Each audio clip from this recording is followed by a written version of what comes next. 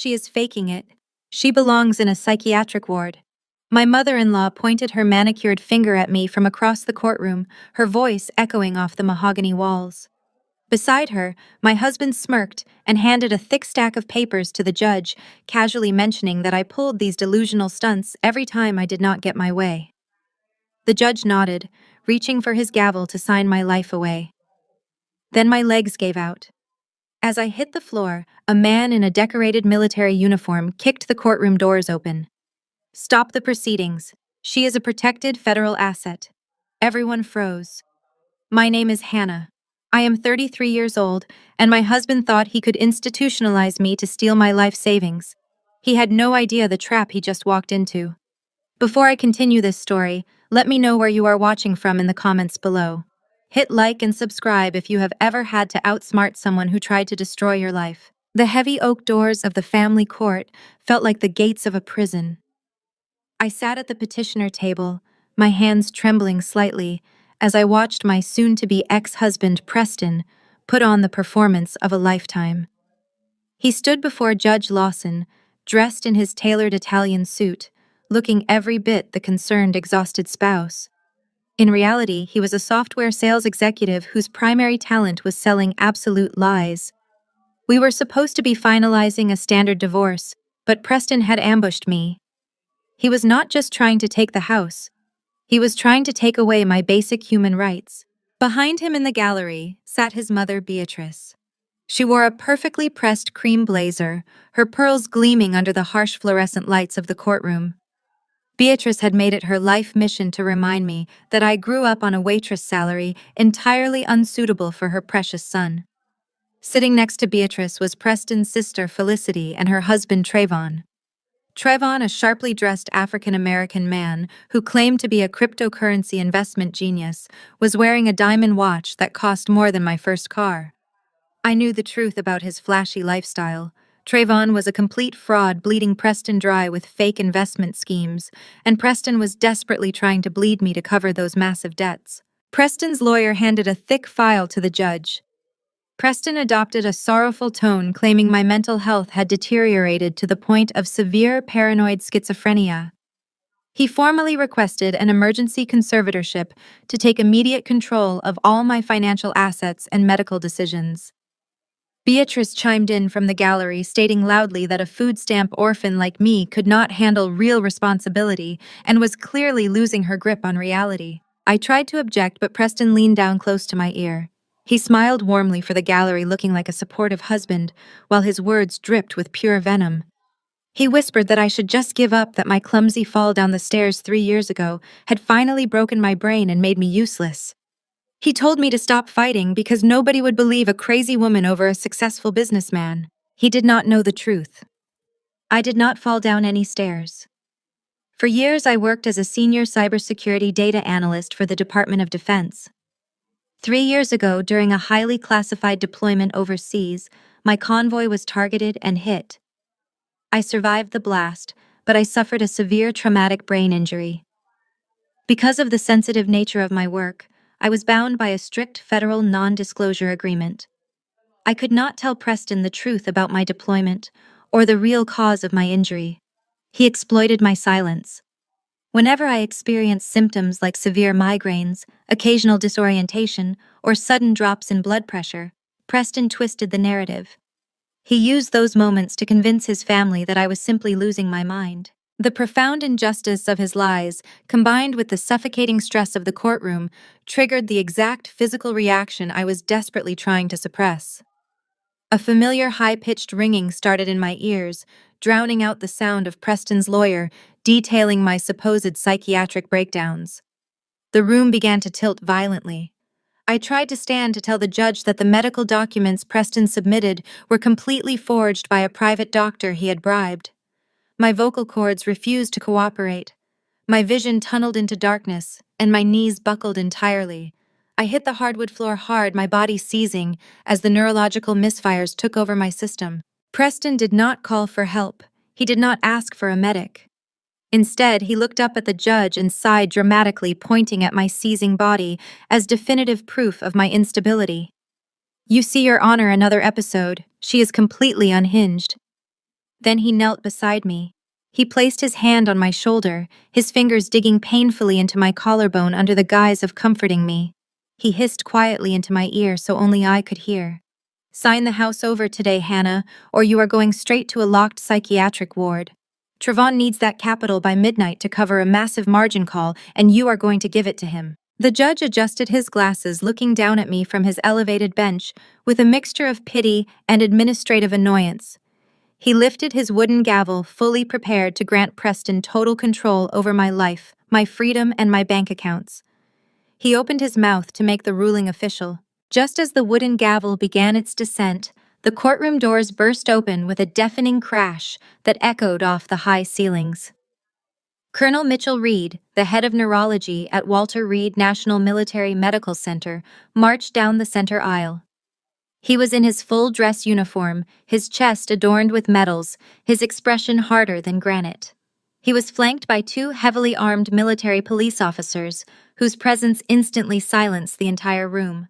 Preston stood up, his arrogant smirk faltering slightly. He tried to block the aisle, demanding to know who this man was, and declaring that his wife was simply having another mental breakdown. Colonel Reed did not even break his stride. He shoved Preston aside with a force that sent my husband stumbling into the defense table. Colonel Reed pointed directly at the judge, his voice carrying the absolute authority of the United States Armed Forces. "Your Honor, drop the pen immediately. This woman is a highly classified protected federal asset of the Department of Defense, and if you sign that civilian order, you will be committing a federal crime." The heavy thud of Preston hitting the wooden defense table echoed through the paralyzed courtroom. For a fraction of a second, nobody breathed. Judge Lawson's hand hovered in midair, his gavel frozen just inches above his sound block. Beatrice shattered the silence, leaping from her gallery seat with a shrill shriek, demanding the bailiff arrest the men who just assaulted her son. But the court bailiff, taking one look at the two military police officers with their hands resting casually on their tactical belts, wisely stayed completely out of the way. Preston scrambled to his feet. He adjusted his expensive lapels, his face flushing a violent shade of crimson.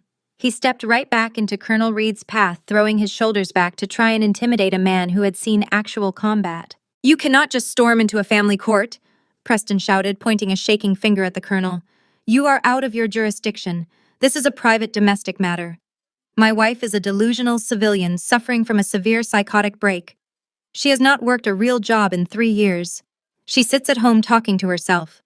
If you do not get out of this courtroom, I will have your rank for this." Colonel Reed did not blink. He stepped so close to Preston that the medals on his chest nearly brushed my husband's silk tie. "Your wife is not a civilian," Colonel Reed said, his voice dropping to a low, lethal register that carried to every corner of the room. "She is a decorated cyber warfare specialist who sustained massive cranial trauma while extracting encrypted enemy intelligence during an active ambush. She bled for this country, while you were sitting in air-conditioned offices selling software subscriptions. Step out of my way before I have these officers arrest you for obstructing a federal medical extraction." Preston's mouth opened, but no sound came out. Behind him, I could hear Felicity gasp while Trevon muttered a curse under his breath. They had spent years mocking me for being a lazy housewife, treating me like a charity case they graciously allowed into their upper-class world. The realization that I was not just a veteran, but a highly classified operative hit them like a physical blow. Through the fog of my fading seizure, I felt the vibrations of heavy boots rushing across the floor. Two military combat medics hurried down the aisle carrying a collapsible tactical stretcher. They moved with striking efficiency, dropping to their knees beside me.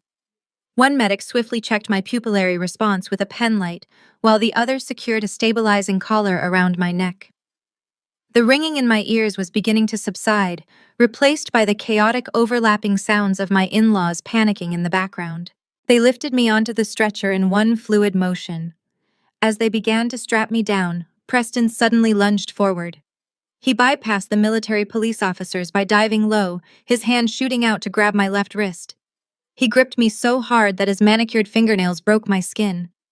I could feel the warm trickle of blood running down my palm, a sharp grounding pain that cut through the neurological fog of my seizure. It was the physical proof of his absolute desperation. He had spent months gaslighting me, pouring my medication down the drain, and swapping my pills with placebos just to manufacture these public breakdowns. He needed me incapacitated because he knew my financial portfolio was the only thing standing between him and federal prison for the massive embezzlement Trevon had orchestrated. He leaned over me, blocking my view of the ceiling. His face was twisted into a mask of pure, unadulterated desperation. The suave, concerned husband act was completely gone. In its place was the greedy, calculating monster I had been secretly investigating for months. "You think this changes anything?" Preston hissed, his breath hot against my cheek. "You think your military friends can protect your bank accounts?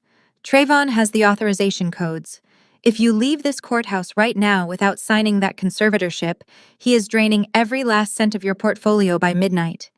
We are moving everything to an offshore trust. You will wake up in whatever military ward they take you to with absolutely nothing. You are going to be a broke, brain-damaged beggar." Before I could even attempt to pull my arm away, Colonel Reed's hand clamped down on Preston's shoulder like a vice. With one brutal yank, he tore Preston away from the stretcher, spinning him around and throwing him backward into the arms of the two military police officers. The officers instantly pinned Preston's arms behind his back, securing him against the wooden railing of the gallery. "Do not ever touch my patient again," Colonel Reed warned, his tone absolutely chilling. Preston struggled against the officers, yelling at the judge to do his job and restore order to the court.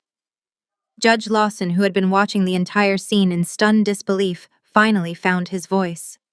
He demanded an explanation, warning Colonel Reed that military authority did not automatically override a civilian family court proceeding without proper legal documentation. Colonel Reed turned his back on Preston and marched directly to the judge's bench.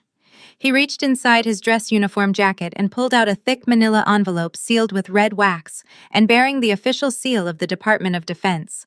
He handed it up to the judge. "That is a federal injunction signed by a United States district judge, backed by the authority of the Pentagon." Colonel Reed stated loudly enough for the court reporter to transcribe every word. "It details Mrs. Preston's protected status, the classified nature of her medical condition, and a direct federal mandate halting any and all civilian attempts to alter her financial or legal autonomy pending a military tribunal review." Judge Lawson broke the wax seal with a letter opener. The courtroom was dead silent as he read the first page. I watched from the stretcher as all the color rapidly drained from the judge's face.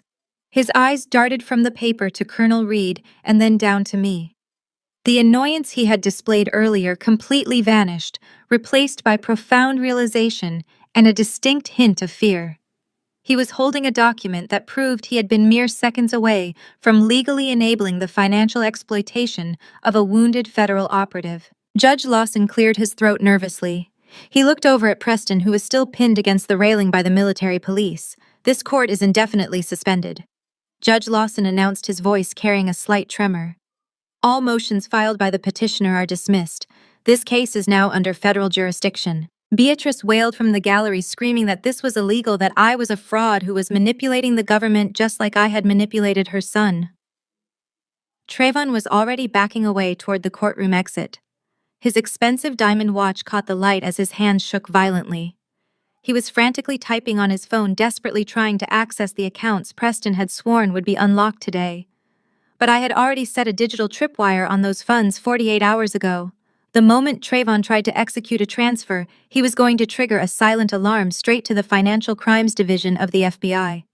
My husband and his cryptocurrency genius brother-in-law were digging their own graves in real time. As the medics wheeled me down the center aisle, I turned my head just enough to meet Preston's eyes one last time.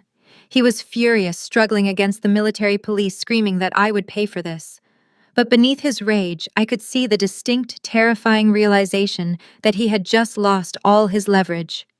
He thought he was playing a game of chess against a weak, defenseless housewife. He was about to find out that I owned the entire board. My name is Hannah, and while my husband thought he had finally won, he had actually just handed me the keys to his complete destruction. I blinked against the harsh, sterile glow of overhead LED lights. The distinct smell of military-grade antiseptic filled my lungs, a sharp contrast to the suffocating designer cologne Preston always wore to court. I was lying in a motorized hospital bed, a web of monitoring wires taped to my chest, and an IV dripping cool fluids into my left arm.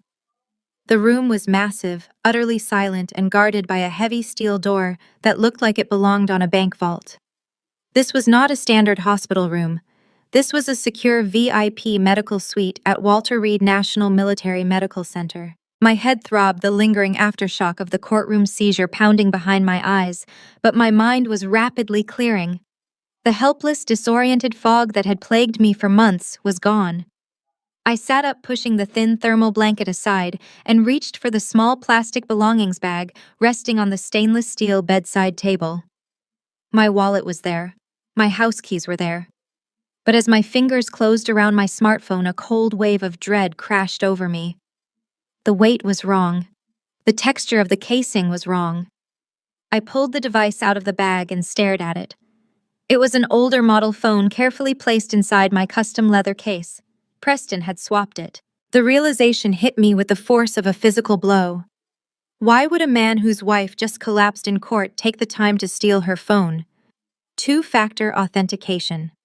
My phone received the secure text messages and push notifications required to approve large financial transactions. Preston did not just want me locked in a psychiatric ward to win a divorce settlement. He needed my physical device to bypass the security protocols on my primary banking applications. He had orchestrated my courtroom collapse not just to prove I was crazy, but to create the perfect distraction to pick my pocket. The heavy steel door clicked open with a mechanical thud. Dr. Reed walked in, having swapped his decorated dress uniform for a crisp white lab coat. He checked the glowing vitals monitors above my bed before looking down at me with a grim, tight-lipped expression. He informed me that I had been unconscious for 14 hours. I immediately asked if Preston had called to check on my medical condition. Dr. Reed let out a harsh, humorless laugh that echoed in the quiet room. He told me that my husband had not asked a single medical question since the ambulance doors closed. Instead, Preston had spent the last 14 hours drowning the hospital judge advocate general office in aggressive civilian court orders. Preston was demanding immediate physical access to my room, claiming his rights as my legal next of kin. He told the hospital administrators I was a flight risk, a paranoid schizophrenic, and mentally incompetent to make my own healthcare decisions. Dr. Reed explained that he had to station 2 armed military police officers directly outside my door just to keep Preston from storming the ward with his vicious divorce attorneys. Dr. Reed leaned against the metal bed frame and crossed his arms over his chest. He told me that Preston was absolutely frantic, but his panic had nothing to do with love or concern. Preston's legal filings were entirely focused on gaining an emergency financial conservatorship. He was actively arguing to a civilian judge that my military medical extraction was a hallucination, a symptom of my severe paranoia. He claimed he needed immediate unilateral control of my entire estate to pay for my specialized psychiatric care. Every single move Preston made was a calculated, desperate strike to drain my accounts before my neurological symptoms subsided and I could fight back. I threw the heavy blanket off my legs and swung my bare feet over the edge of the mattress. I ignored the sharp spike of pain radiating through my skull. I looked Dr. Reed dead in the eye and told him that I needed a computer right now. I did not want a civilian tablet or a hospital network computer. I needed a secure, hardwired military terminal. Dr. Reed hesitated, raising a hand to caution me. He reminded me that my brain had just suffered a massive trauma response, and my blood pressure was still dangerously low. I held his gaze without blinking. I told him that if I rested now, I would wake up completely bankrupt. I explained the swapped phone and the deliberate 2-factor authentication bypass. Dr. Reed understood immediately. The protective doctor vanished, replaced by the commanding officer. He stepped out of the room and returned minutes later carrying a thick black encrypted laptop used exclusively by department personnel. I placed the heavy laptop on my lap, feeling the familiar warmth of the battery against my legs. My fingers flew across the keyboard, pure muscle memory taking over. I bypassed the standard login screens, tunneling into my secure financial dashboard through a back channel I had built years ago for emergency deployment situations. The screen illuminated my face with a stark white glow in the dimly lit room. I opened my primary joint checking account, the one Preston assumed held the entirety of my life savings. The numbers on the screen made my blood run ice cold. My balance was severely depleted. I clicked heavily on the transaction history to view the pending activity. There it was, a massive glaring line item authorized just 6 hours ago while I was lying unconscious in this hospital bed. Preston had initiated a wire transfer of $500,000. My hands shook with rage as I tracked the routing numbers, my eyes narrowing at the digital trail he left behind. The money was not going to a joint savings account or a legitimate domestic investment firm. It was being routed directly to an offshore shell company registered in the Bahamas. A shell company that I instantly recognized from the endless arrogant bragging at our family dinners. The account belonged to Trevon. My sister-in-law's husband was currently washing $500,000 of my hard-earned money through his fake crypto hedge fund. I stared at the banking portal clock ticking away in the corner of the screen. The transfer was scheduled to clear the international holding period by midnight, leaving me with absolutely nothing. My finger hovered over the laptop trackpad as I stared at the pending $500,000 wire transfer. The digital clock on the screen flashed 10:45 in the morning. I had just over 13 hours to reverse the transaction before the money vanished into a Bahamian shadow account. I reached for the keyboard to initiate a hard military-grade freeze on the routing numbers, but loud, aggressive voices suddenly echoed from the corridor outside my medical suite. I recognized that arrogant nasal tone instantly. It was Preston.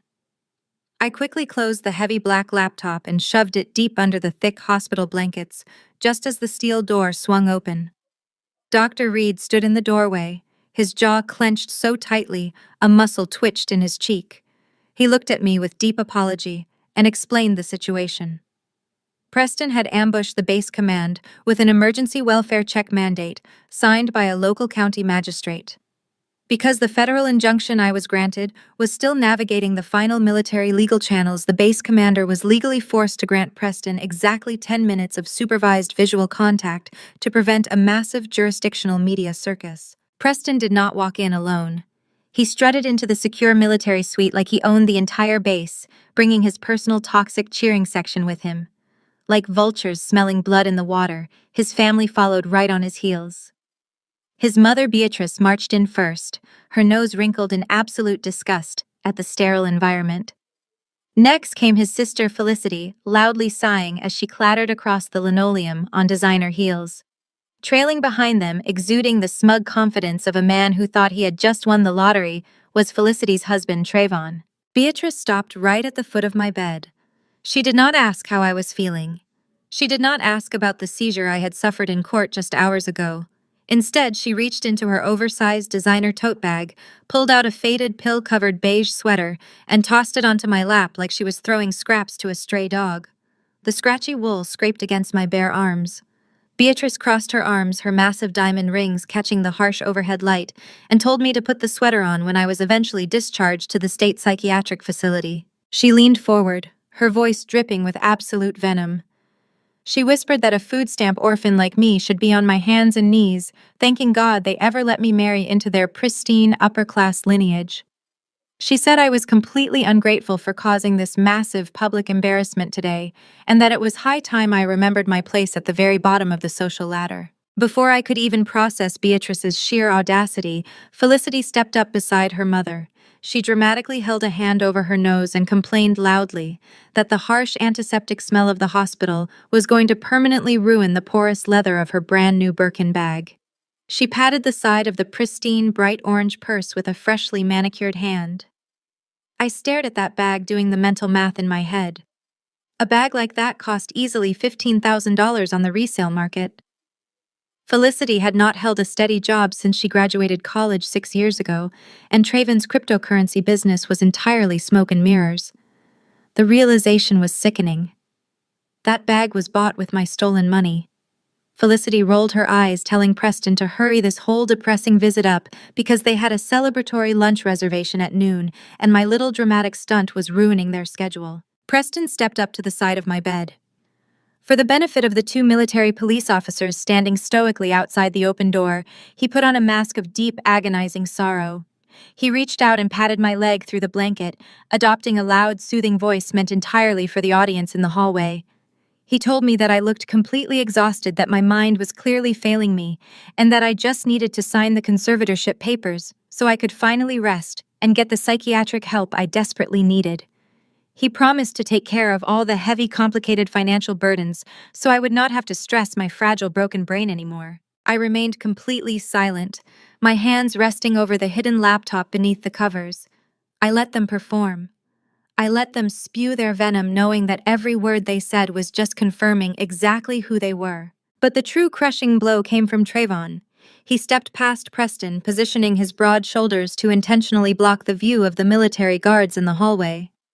Trayvon adjusted his tailored cuffs, making sure I got a crystal clear view of his brand new oversized diamond-encrusted watch. He leaned down, bringing his face inches from mine, dropping the volume of his voice so only I could hear his gloating. He smiled a wide, predatory grin that showed his perfectly white teeth. Trayvon whispered that I should not worry my pretty little head about the bank accounts anymore. He proudly informed me that my $500,000 was already locked tight into his exclusive offshore crypto hedge fund. He gave my shoulder a patronizing heavy pat and chuckled softly under his breath. Women who take 3-year career breaks to sit at home do not need that kind of capital anyway, Trayvon sneered. He told me to just relax, sign the papers Preston wanted, and enjoy the psychiatric ward, because by the time I ever saw the inside of a courtroom again, my money would be completely untraceable. The heavy steel door of the medical suite clicked shut, severing the sound of my family's arrogant laughter. I listened to the sharp clatter of Felicity's designer heels echoing down the corridor until there was nothing left but the steady, rhythmic hum of my heart monitor. They had walked out of this room, absolutely convinced they had broken me. They believed my silence was submission, a pathetic surrender from a brain-damaged housewife who had finally accepted her tragic fate. They were dead wrong. My silence was a calculation. I threw off the hospital blanket and pulled the heavy encrypted military laptop back onto my lap. The searing pain behind my eyes had sharpened into a cold, diamond-hard focus. Trayvon truly believed he was a financial mastermind for discovering the $500,000 sitting in my domestic joint checking account. He thought he had found my entire life savings. He had no idea he had just walked directly into a digital bear trap. A senior cybersecurity data analyst for the Department of Defense does not leave her actual wealth sitting in a standard, easily accessible commercial bank account. That $500,000 was a honeypot, a highly monitored decoy fund designed specifically to track unauthorized access. My real wealth, comprised of millions of dollars in highly classified defense contractor stock options and hazardous deployment bonuses, was buried behind layers of biometric encryption in a multi-signature blind trust. Preston did not even know the trust existed, let alone possess the clearance required to view the balance. I pulled up the routing data Trayvon had carelessly left behind. He had used my stolen authentication codes to initiate the wire transfer to his offshore crypto hedge fund, but in his arrogant haste, he had made a fatal amateur mistake.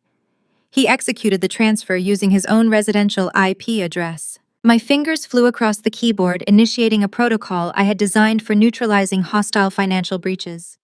I was not just going to stop the wire transfer. I was going to employ a complete scorched earth strategy. I accessed the federal banking portal and triggered a level 4 fraudulent asset alert. With 3 keystrokes, I flagged the $500,000 transfer as an unauthorized cross-border financial crime initiated via a stolen device. This did not just freeze the funds, it automatically triggered a mandatory anti-money laundering investigation. Trayvon's beloved offshore accounts were instantly locked by federal regulators. The money was trapped in a digital purgatory completely inaccessible to him, while simultaneously painting a massive target on his back for the IRS. But I was not finished. Preston wanted to treat me like a disposable burden, so I decided to permanently relieve him of the financial privileges I had been secretly funding for our entire marriage.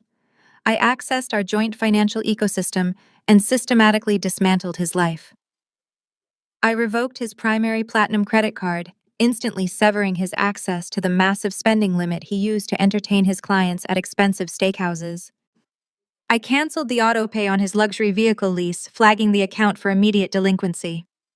I froze the joint emergency line of credit, ensuring he could not borrow a single dime to cover the legal fees he was about to desperately need. I permanently locked his access to our domestic banking portal, changing the master passwords and routing all security alerts to my secure military server. I watched the confirmation notifications roll across my screen, verifying that Preston's digital wallet was now entirely useless. By the time he sat down for his celebratory lunch, his cards would decline. He was officially entirely cut off, standing on the edge of a financial cliff with zero safety net. With my assets fully secured and their accounts actively burning to the ground, I opened a new encrypted window. I needed to know exactly what Preston was doing. I bypassed the standard login page for my home's smart security system. Preston had confidently boasted to his mother that he had changed all the house passwords yesterday morning, locking me out of my own property. He fundamentally failed to understand that I had personally written the back-end code for the entire security network. His new passwords meant absolutely nothing against my master administrative backdoor. The high-definition camera feeds loaded onto my screen displaying the pristine manicured front lawn of the $2 million estate I had purchased in full 4 years ago. The afternoon sun cast long shadows over the custom landscaping. A moment later, Preston's sleek black sedan pulled into the circular driveway. He put the car in park and stepped out, adjusting his suit jacket. He was grinning from ear to ear, looking completely triumphant.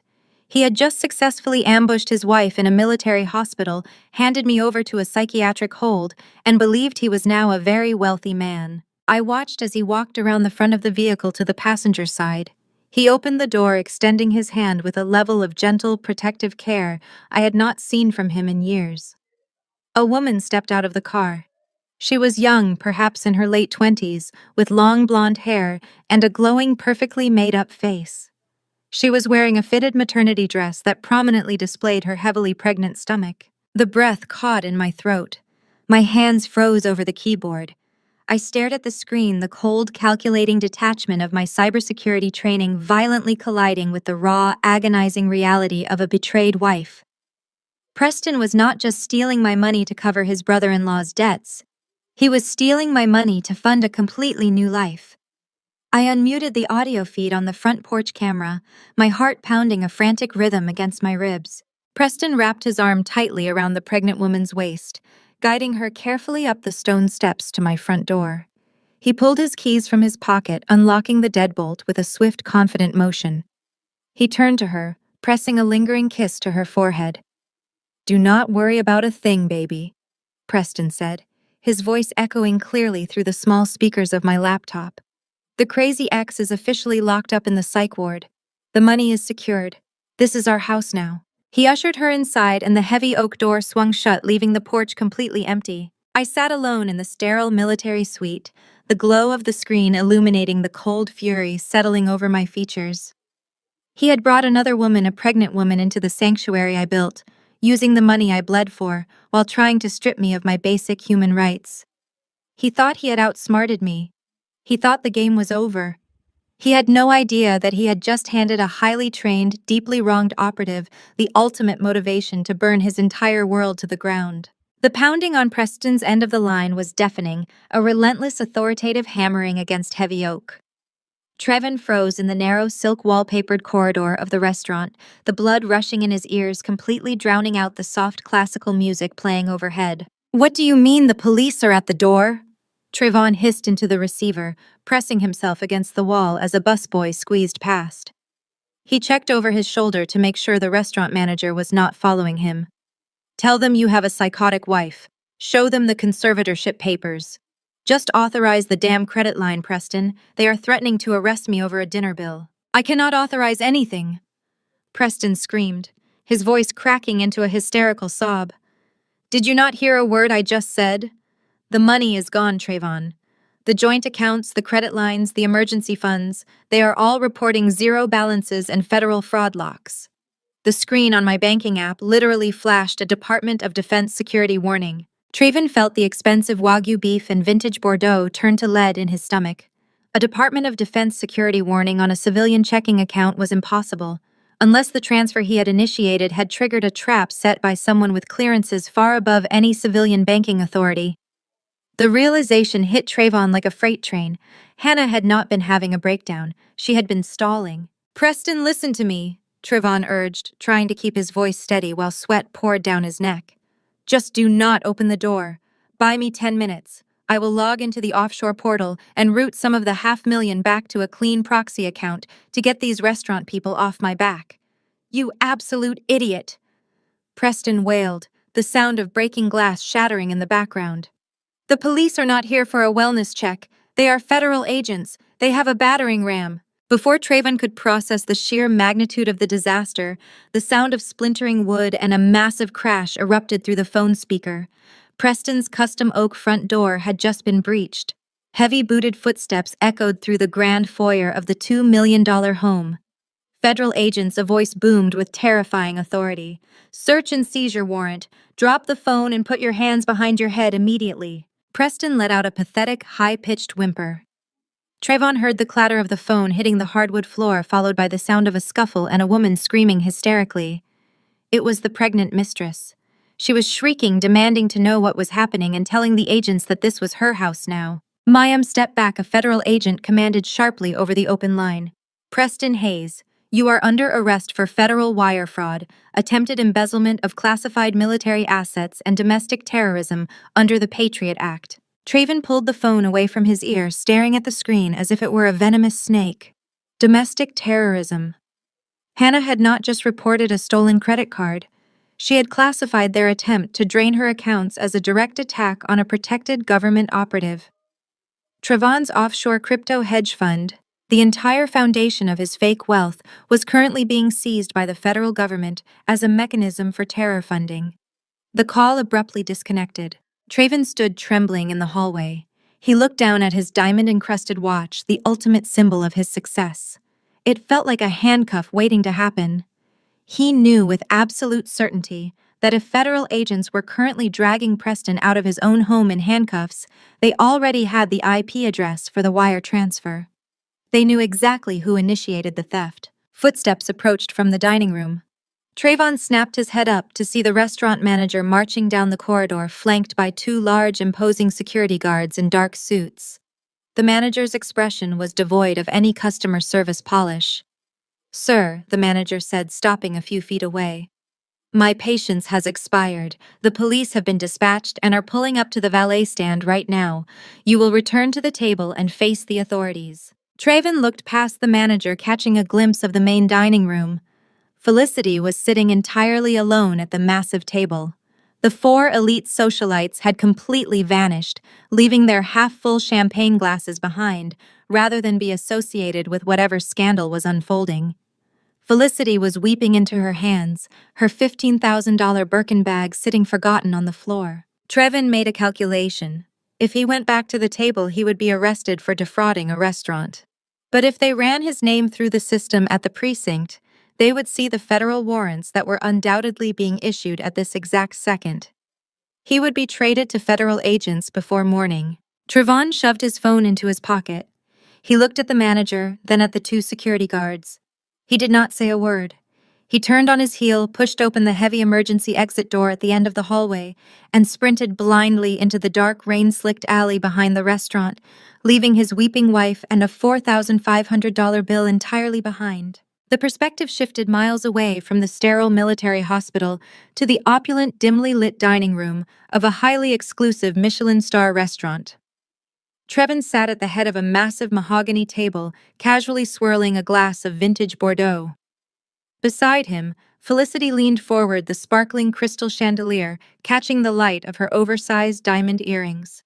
They were hosting four of the city's wealthiest socialites, putting on a masterful performance of upper-class success and untouchable privilege. Felicity took a delicate sip of her champagne and sighed dramatically for her captive audience. She complained loudly about the exhausting ordeal of dealing with her severely unstable sister-in-law. Felicity spun a tragic, sympathetic tale, claiming Hannah had suffered a complete mental collapse and had to be institutionalized for her own safety. The elite socialites murmured their sympathetic apologies, completely captivated by Felicity's performance. She basked in the attention, boasting about how her brave brother Preston was shouldering the massive emotional and financial burden of Hannah's psychiatric care. Trayvon smoothly hijacked the conversation, shifting the focus to his favorite topic. He leaned back in his plush leather chair and boasted about his offshore cryptocurrency hedge fund. He spun a complex web of financial jargon, claiming he had just secured a massive influx of overseas capital. He signaled the sommelier with an arrogant snap of his fingers, ordering another $3,000 bottle of wine for the table to celebrate his imaginary financial genius. 2 hours later, the lavish evening reached its natural conclusion. The waiter approached the table with quiet discretion, presenting the leather billfold to Trayvon. The total came to exactly $4,500. Trayvon did not even glance at the itemized receipt.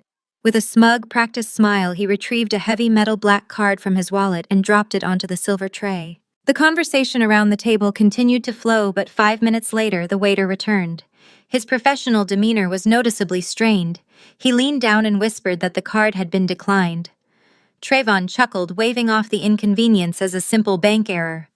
He pulled out a platinum credit card and handed it over. 2 minutes later, the waiter returned again, declined. Trayvon's smug smile faltered. A cold sweat broke out on the back of his neck. He practically shoved a third credit card onto the tray, his voice rising in irritation as he blamed the restaurant's faulty payment terminal. The socialites at the table suddenly fell silent, exchanging uncomfortable sidelong glances. When the restaurant manager approached the table flanked by two large security guards, the illusion of Trayvon's wealth shattered completely. The manager did not whisper.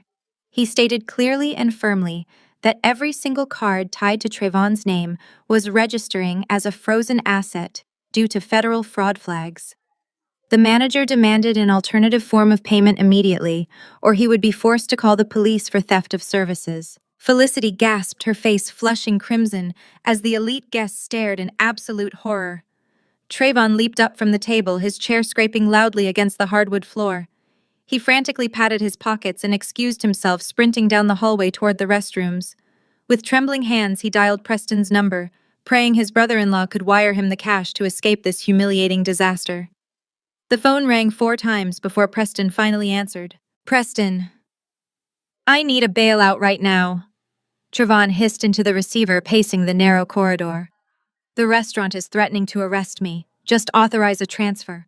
"I cannot authorize anything," Preston screamed, his voice cracking with absolute hysteria. "The cards are dead, the accounts are completely wiped, and the cops are at the front door." Miles away, standing on the manicured lawn of the $2 million estate, Hannah watched the chaos unfold. She had been medically cleared by the base commander an hour ago. Now she was no longer confined to a hospital bed. She stood tall in the crisp evening air, flanked by 2 highly trained undercover military police officers acting as her personal security detail. Preston had spotted her pulling up to the driveway and immediately panicked. He had dialed emergency services, and now 2 local police cruisers were parked on the street, their blue and red lights flashing against the pristine white columns of the house. Preston stood on the front porch, physically shielding the pregnant mistress behind him. He was waving a crumpled piece of paper at the local police officers, his face purple with absolute rage. "Arrest her right now," Preston demanded, pointing a shaking finger at Hannah. "I have a court-ordered restraining order. She is a violent stalker. She just escaped from a psychiatric ward, and she is here to harm my new family. You need to remove her from my property immediately." The pregnant mistress sobbed theatrically, clutching her stomach and hiding her face against Preston's shoulder. The local police officers turned toward Hannah, their hands resting cautiously on their duty belts. They approached her, asking her to step back toward the street and requesting to see her identification. Hannah did not raise her voice. She did not flinch. She calmly reached into her leather portfolio and withdrew a thick stack of documents bearing federal seals. She handed the paperwork directly to the commanding local officer. "That restraining order is a fraudulent document obtained under false pretenses in a civilian court," Hannah stated, her voice projecting absolute authority. "What you are holding is a sole and separate property deed. I purchased this estate in full prior to the marriage. My name is the only name on the title. Beneath that is a federal injunction signed by a military magistrate officially invalidating any civilian orders my husband attempted to file today." The commanding officer reviewed the documents carefully, shining his tactical flashlight over the embossed federal seals and the irrefutable property deed. The tension in the officer's shoulders immediately relaxed. He handed the paperwork back to Hannah and turned to face Preston. "Sir," the officer said, his tone shifting from cautious to stern. "This is her house. You have no legal standing to bar her from entering. Furthermore, I am ordering your guest to vacate the premises immediately." Preston's jaw dropped.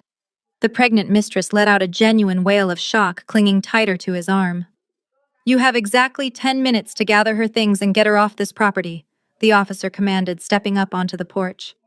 "If she is not gone when that timer runs out, I will arrest her for criminal trespassing." The mistress burst into hysterical tears. She pulled away from Preston and ran inside the house to grab her bags, realizing the luxurious fantasy she had been promised was collapsing in real time.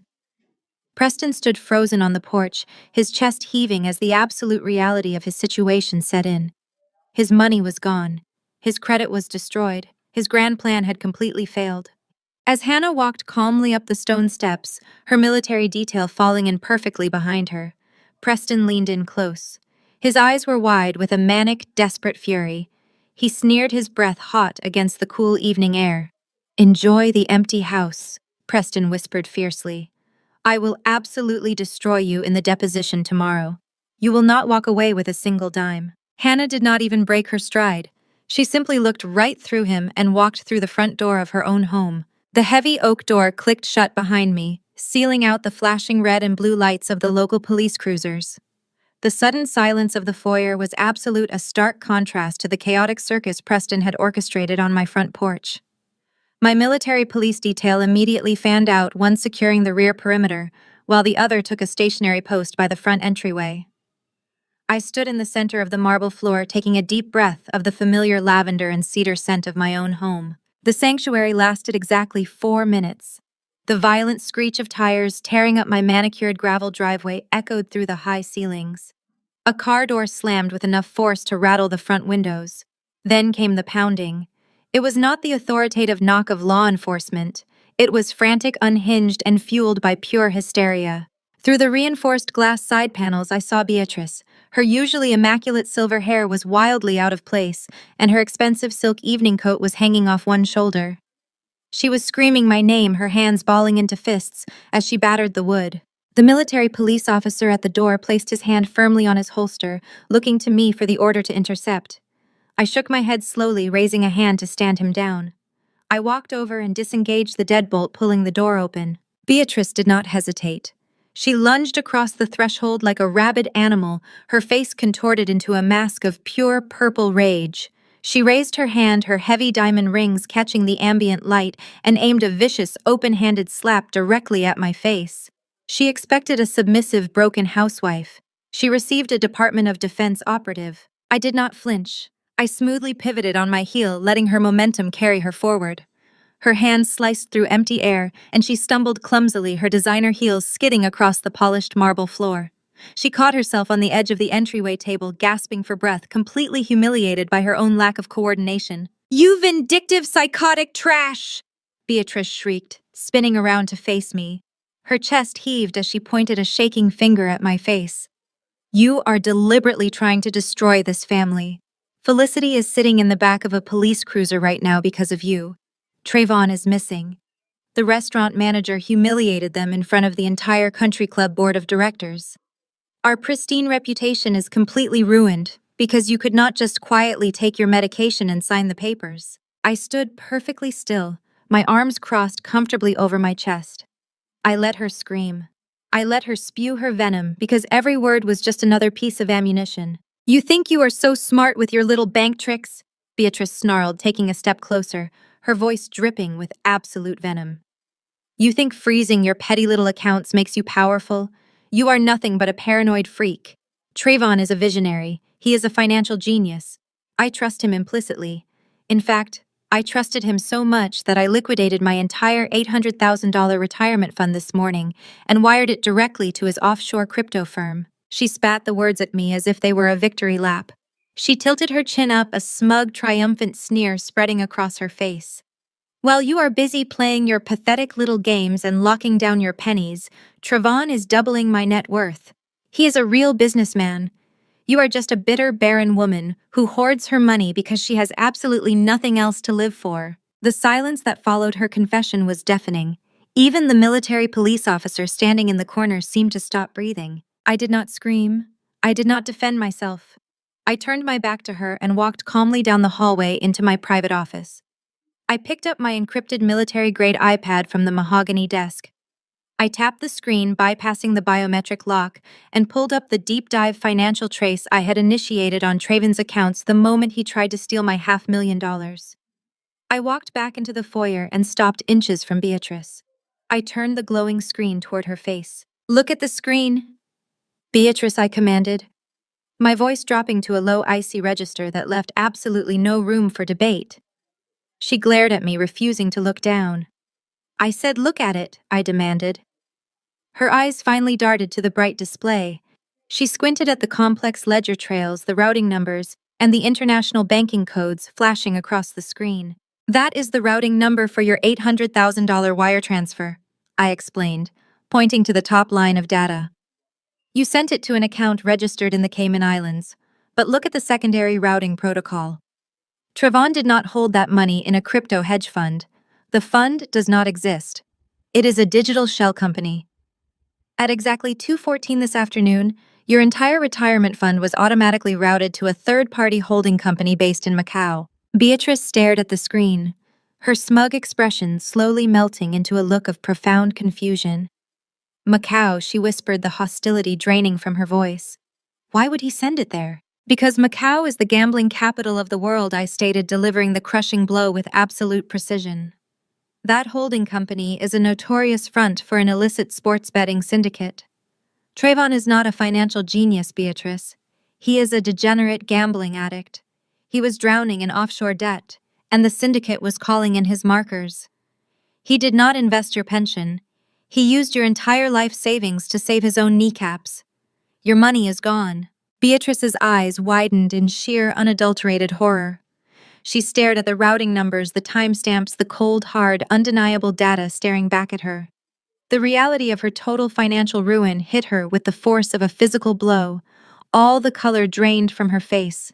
Her knees buckled instantly. She collapsed onto the cold marble floor, a strangled, guttural gasp escaping her throat. She clutched at her chest, hyperventilating, her perfectly manicured nails scraping desperately against the stone tiles as she realized she was entirely destitute. Mother. Preston burst through the open front door, having finally broken away from the local police officers outside. He froze, taking in the sight of his mother sobbing hysterically on the floor, and me standing over her with cold detachment. He rushed forward, grabbing Beatrice by the arms and hauling her dead weight off the floor. She could barely stand, weeping uncontrollably into his shoulder, murmuring Trayvon's name over and over again. Preston wrapped his arm around her, supporting her weight as he dragged her toward the threshold. He stopped at the doorway. The facade of the polished, successful husband was completely gone. His face was twisted into a mask of pure, unhinged malice. He looked around the foyer, his eyes landing on the custom-frosted glass door of my private office. With a sudden, violent roar, Preston kicked his heavy dress shoe squarely into the center of the office door. The wood splintered and the thick, frosted glass shattered inward, raining sharp shards across the expensive hardwood floor. He turned back to me, his chest heaving, his eyes burning with a murderous, desperate rage. "You think you have won?" Preston screamed, his voice raw and echoing violently through the house. "You think keeping the money saves you? I will make you pay for this. I will take the one thing you actually love most in this world, and I will destroy it right in front of you." He dragged his weeping mother out into the dark, pulling the ruined front door shut behind him. The crunch of shattered frosted glass echoed sharply beneath my boots as I stepped through the ruined frame of my office door. The military police officer stationed in the foyer took a cautious step forward, his hand resting on his tactical belt, asking if I wanted him to call the local authorities back to document the vandalism. I raised my hand, signaling him to hold his position. Local police were no longer equipped to handle what Preston had just done. I stood in the center of the room, taking in the absolute devastation.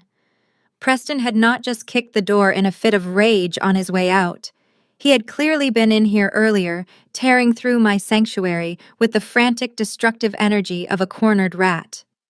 The heavy mahogany drawers of my desk had been yanked out and completely overturned, scattering decoy tax documents and blank stationery across the Persian rug. The dual curved monitors of my custom-built workstation were smashed spiderwebs of cracked glass obscuring the dark screens. He had torn the acoustic paneling off the far wall, leaving jagged holes in the drywall. But my eyes immediately bypassed the superficial mess and locked onto the real target of his tantrum. Hidden behind a heavy, oversized canvas painting of a stormy ocean was my reinforced steel wall safe. The painting had been violently ripped from its heavy-duty mounts and tossed carelessly onto the sofa. The heavy steel door of the safe hung wide open, its biometric locking mechanism completely gouged out and destroyed by what looked like a heavy industrial crowbar. I walked over to the open safe, my boots leaving dusty footprints on the dark wood floor. I did not panic. I simply reached inside the dark hollow metal box and ran my fingertips over the empty felt lining. It was gone. For our entire marriage, Preston had aggressively belittled my career. He treated my position as a senior cybersecurity data analyst for the Department of Defense like a pathetic, embarrassing little hobby. I distinctly remembered sitting at a lavish dinner party he hosted for his corporate executives just 2 years ago. I listened to him laugh heartily with his colleagues, loudly proclaiming that his wife sat in her pajamas all day, playing with circuit boards and fixing routers, while he was out closing real business deals. He was so completely absorbed in his own inflated ego that he genuinely believed my federal clearance and secure home office were just a dramatic setup for glorified tech support. But Preston was also incredibly greedy, and greed makes people jump to very specific, very stupid conclusions. A few months ago, he had walked into the office unannounced and caught me securing a heavily armored matte black solid-state drive into that wall safe. His eyes had instantly locked onto the device. Because Traven was constantly feeding him delusional stories about digital fortunes and hidden offshore wallets, Preston's uncreative mind immediately decided that the encrypted drive was a cold storage wallet. He was absolutely convinced that I was secretly hoarding a massive cryptocurrency fortune behind his back. He never once considered the reality. He never stopped to think that a federal defense operative might be securing highly classified government intelligence. My pocket vibrated, shattering the heavy silence of the ruined office. I pulled out my phone and looked at the glowing screen. It was a text message from Preston. I swiped the notification open. An image loaded first. It was a poorly lit photograph taken from the driver's seat of his car. In the center of the frame, resting on the leather center console, was the matte black military-grade solid-state drive. Beneath the photo was a text message dripping with his signature arrogant cruelty. Found your little retirement fund while you were locked up in the psych ward. I knew you were hiding money from me. Just sold the hardware keys to a buyer in Dubai for $50,000 cash. The courier is picking it up in 10 minutes. You are completely broke, sweetie. Good luck paying for the drywall repairs. I stared at the glowing text message, reading the words over and over again until they burned into my retinas. A cold, absolute calm washed over my entire body, freezing the blood in my veins. Preston thought he had just stolen his wife's secret retirement stash. He thought he had outsmarted me, secured a quick 50 grand to replace the money Trayvon had lost and left me destitute.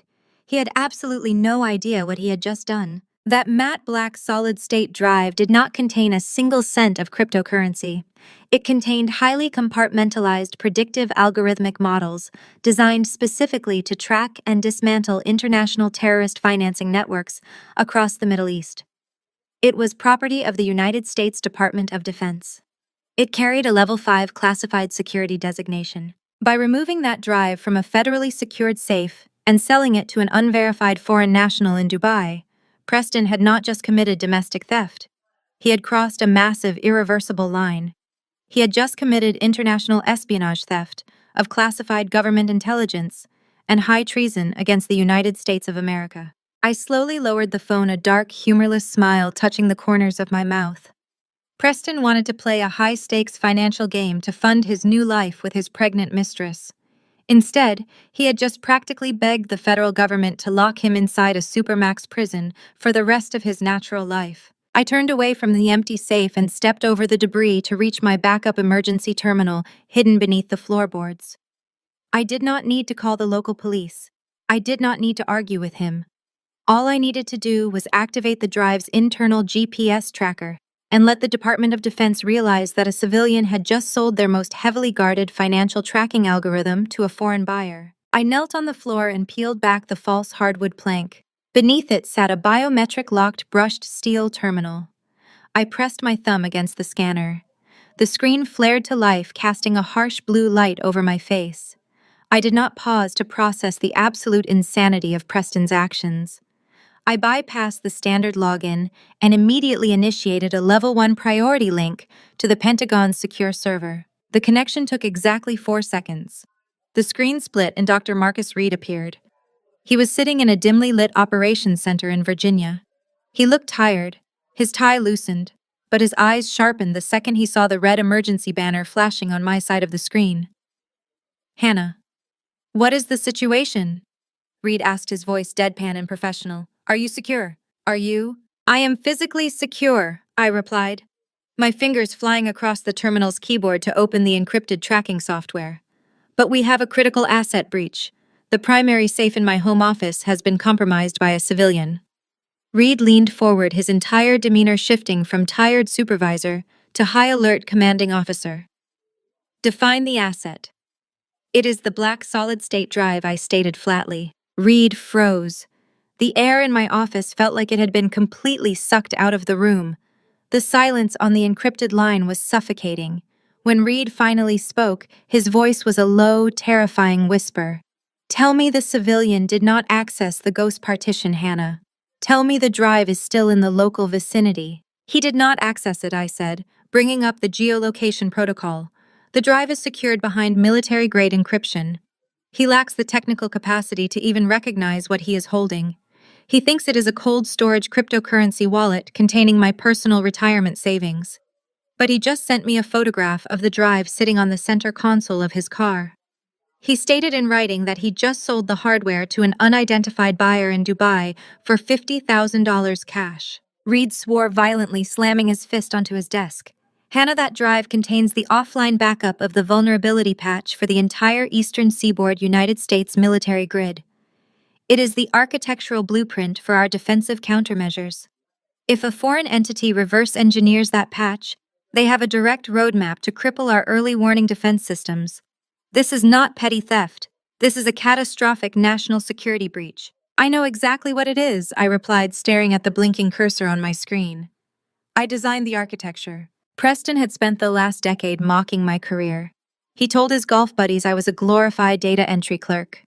He complained that my clearance requirements were an annoying inconvenience that stopped him from hosting loud parties on weekdays. He viewed my intelligence work as a pathetic hobby that kept me away from cooking his dinners. His absolute willful ignorance had just turned a bitter divorce tactic into the highest form of treason against the United States. He thinks he is hurting me financially, I told Reed, shaking my head at the sheer mind-boggling stupidity of the man I had married. He thinks he just left me destitute.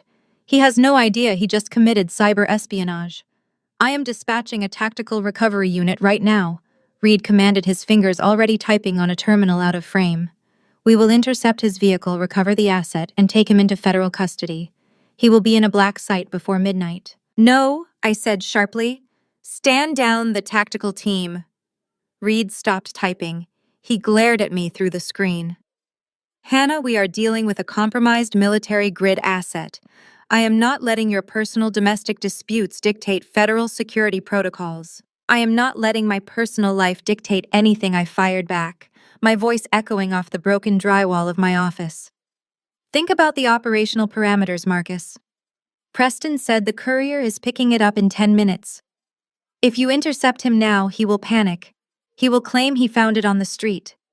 He will hire a team of expensive defense attorneys who will drag this out in civilian court for years, claiming it was a marital property dispute gone wrong. We need an ironclad, indisputable confession on a recorded legal record.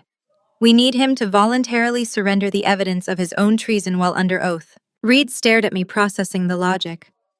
What are you suggesting? I need you to run a silent trace on the drive, I instructed. Ensure it does not leave the continental United States. Block any data transfer attempts from the Dubai buyer. But do not intercept Preston. Do not warn him. You are taking a massive risk, Reed warned. I am securing a guaranteed conviction, I replied. Initiate the Andrews Protocol. Reed's eyes widened slightly. The Andrews Protocol was a specific operational directive used to allow a hostile target to proceed with a compromised action, gathering undeniable surveillance until they cornered themselves with no chance of legal escape.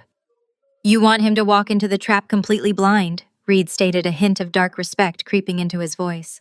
Tomorrow morning at 9 o'clock, we have a scheduled legal deposition regarding the divorce and asset division, I explained, looking at the shattered glass on my floor. Preston is going to walk into that conference room feeling like an absolute king. He thinks he has completely destroyed me. He is going to boast. He is going to try to humiliate me on the official record. I am going to let him sit down, swear an oath to tell the truth, and then I am going to let him proudly confess to selling a stolen Department of Defense asset to a foreign national. I will have federal agents waiting in the adjoining room. Reed confirmed, his fingers flying across his keyboard again to initiate the silent tracking protocol. We have a lock on the drive's GPS beacon. It is currently moving eastbound on Interstate 95. We will monitor the handoff to the courier and secure the buyer separately. Preston will not suspect a thing. Make sure the agents bring federal holding restraints, I said, shutting down the emergency terminal. I want to see the exact moment he realizes his $50,000 victory just bought him a life sentence. I closed the false floorboard and stood up. The house was quiet again. Outside, the night air was calm. Preston thought he had taken the one thing I loved most. He thought he had broken me. I walked out of the ruined office and headed upstairs to get some sleep. Tomorrow was going to be a very long, very educational day for my soon-to-be ex-husband. The morning sun glared through the floor-to-ceiling windows of the downtown high-rise, casting long, sharp shadows across the polished mahogany of the conference room table. I sat completely alone on one side of the massive table. My hair was pulled back into a severe, messy knot. I wore a plain, oversized gray blazer. I kept my shoulders hunched, my eyes fixed firmly on the grain of the wood, and let my hands tremble visibly in my lap. I was the very picture of a broken, defeated woman who had finally run out of options. The heavy glass doors swung open and the opposition paraded into the room. Preston walked in first, wearing a crisp, tailored navy suit and projecting the absolute arrogance of a conquering king. Reven flanked him on the right, his earlier panic completely erased, replaced by a smug, greasy smirk. He had clearly convinced himself that the $50,000 Preston secured had miraculously solved all his offshore gambling problems. Trailing behind them was Preston's attorney, a notorious high-priced corporate shark named Sterling, carrying a thick leather briefcase. A quiet woman in a gray cardigan slipped into the room behind them, taking her seat in the corner and setting up her stenographer machine. Sterling did not even look at her as he dropped his heavy briefcase onto the table with a loud, aggressive thud. "We are going to make this very quick and very painless," Sterling announced, not bothering to sit down. He leaned over the table, pressing his knuckles into the wood to loom over me. "You have completely exhausted our patience, Hannah. Your theatrical stunts at the estate last night were the final straw. My client is no longer interested in an amicable division of assets."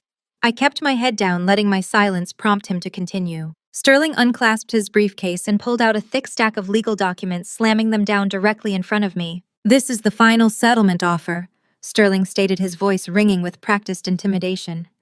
"You will sign over the deed to the Beacon Hill estate in its entirety. You will agree to a permanent spousal support arrangement of $10,000 a month, drawn directly from your military pension and current salary. Furthermore, you will sign a legally binding affidavit admitting to a history of severe unmanaged psychiatric instability." I let out a ragged, perfectly timed breath, looking up at him with wide, simulated terror. "You want me to declare myself mentally incompetent on an official legal record? That will instantly destroy my security clearance. It will end my career." "That is exactly the point," Preston interjected, settling back into his plush leather chair and crossing his legs. "You do not get to have a career anymore, Hannah. You do not get to have a life." Sterling pulled a secondary, thinner folder from his briefcase and tapped it against the table. "If you refuse to sign this settlement right now, we will immediately leak these fabricated medical records to every major civilian press outlet in the country. We will paint you as a deranged, violent, unstable military veteran who attacked her innocent husband and his new family. We will drag your name through the mud until the Department of Defense is forced to terminate your employment just to avoid the public relations nightmare." I looked from Sterling to Preston, letting a single tear slip down my cheek. "You are blackmailing me," I whispered, my voice shaking. "You are taking everything I have ever worked for." Preston leaned forward, resting his elbows on the table. His eyes were wide and manic, completely drunk on his own perceived power. He genuinely believed he had backed a top-tier federal operative into an inescapable corner. "You brought this entirely on yourself, Hannah," Preston sneered, his voice dropping into a cruel, mocking tone. "You thought you were so much smarter than everyone else. You thought your stupid little computer hobby and your encrypted gadgets made you untouchable. You spent our entire marriage hiding your money, locking away your digital assets, and treating me like I was an idiot. But I am the one who won. I took your safety net. I took your future. I forced my hands to shake harder, gripping the edge of the table. You stole from my safe! I stammered, projecting pure desperation. You have absolutely no idea what you took. Trayvon laughed aloud, a harsh grating sound that echoed off the glass walls. He leaned over Preston's shoulder, eager to join the victory lap. We know exactly what we took. Trayvon mocked, shaking his head at me as if I were a slow child. You really thought you could hide a cold storage crypto wallet from us. You thought we would not figure out how to liquidate your hidden retirement funds. Preston walked right in, cracked your pathetic little safe, and grabbed the hardware. Trayvon smirked, sliding the heavy settlement document across the polished mahogany until it hit my trembling hands. He tapped the signature line with his index finger. Sign it, Hannah Trayvon commanded, his voice dripping with absolute condescending triumph. You have no money left, and your little hard drive is already on a flight to the Middle East. I did not look at the heavy settlement document. I did not look at Trayvon. I simply let the silence stretch thick and suffocating until Trayvon's smug smile began to falter under the weight of his own profound ignorance. For 8 months, I had played the role of the broken, confused, deteriorating wife. I had let them believe they were the masters of the universe, manipulating me like a pawn on a chessboard. Now the performance was officially over. I reached down to the floor and lifted my scuffed leather messenger bag onto the polished mahogany table. I unbuckled the brass straps with slow, deliberate precision. The metallic click echoed sharply in the quiet room. You are incredibly confident for a man who just committed federal wire fraud against his own mother, I said, my voice cutting through the air like a scalpel. I withdrew a thick, securely bound manila folder and dropped it directly on top of Sterling's ridiculous settlement offer. I opened the cover and slid the first stack of papers across the smooth wood toward Trayvon. What is this? Trayvon scoffed, though his hand hesitated before picking up the top sheet. That is a certified stamped digital forensics ledger from the Federal Financial Crimes Division, I stated, turning my head slightly to ensure my voice carried perfectly to the stenographer in the corner. It details exactly how you bypassed Beatrice's two-factor authentication yesterday morning. It highlights the exact IP address of your mobile device, logging the specific moment you initiated a wire transfer of $800,000 from her retirement account. Trayvon swallowed hard, his eyes scanning the page. The color rapidly drained from his face, leaving his skin a sickly pale gray. But I did not stop there. I continued sliding a second document over to him. This is the receiving end of the transaction. A holding account in Macau registered to a well-known illicit sports betting syndicate. You did not invest her money, Trayvon. You liquidated her entire life savings to pay off your own massive offshore gambling debts. And right there at the bottom of the page is your digital signature authorizing the transfer. Sterling frowned. As a seasoned corporate attorney, he recognized authentic banking records instantly. He leaned over, his sharp eyes darting across the ledger. He looked at Trayvon, whose hands were now visibly trembling against the edge of the table. This is fake, Trayvon stammered, dropping the papers as if they burned his fingers. She forged this. She is a computer hacker, Sterling. She made this up. I ignored Trayvon completely and turned my gaze to Preston. He was still leaning back in his chair, trying to maintain his mask of bored superiority, but a tight muscle jumping in his jaw betrayed his rising anxiety. And you, I said, my voice dropping to a terrifyingly clinical register. You want me to sign an affidavit admitting to severe psychiatric instability. You told the doctors I was suffering from delayed traumatic brain injury from my deployment.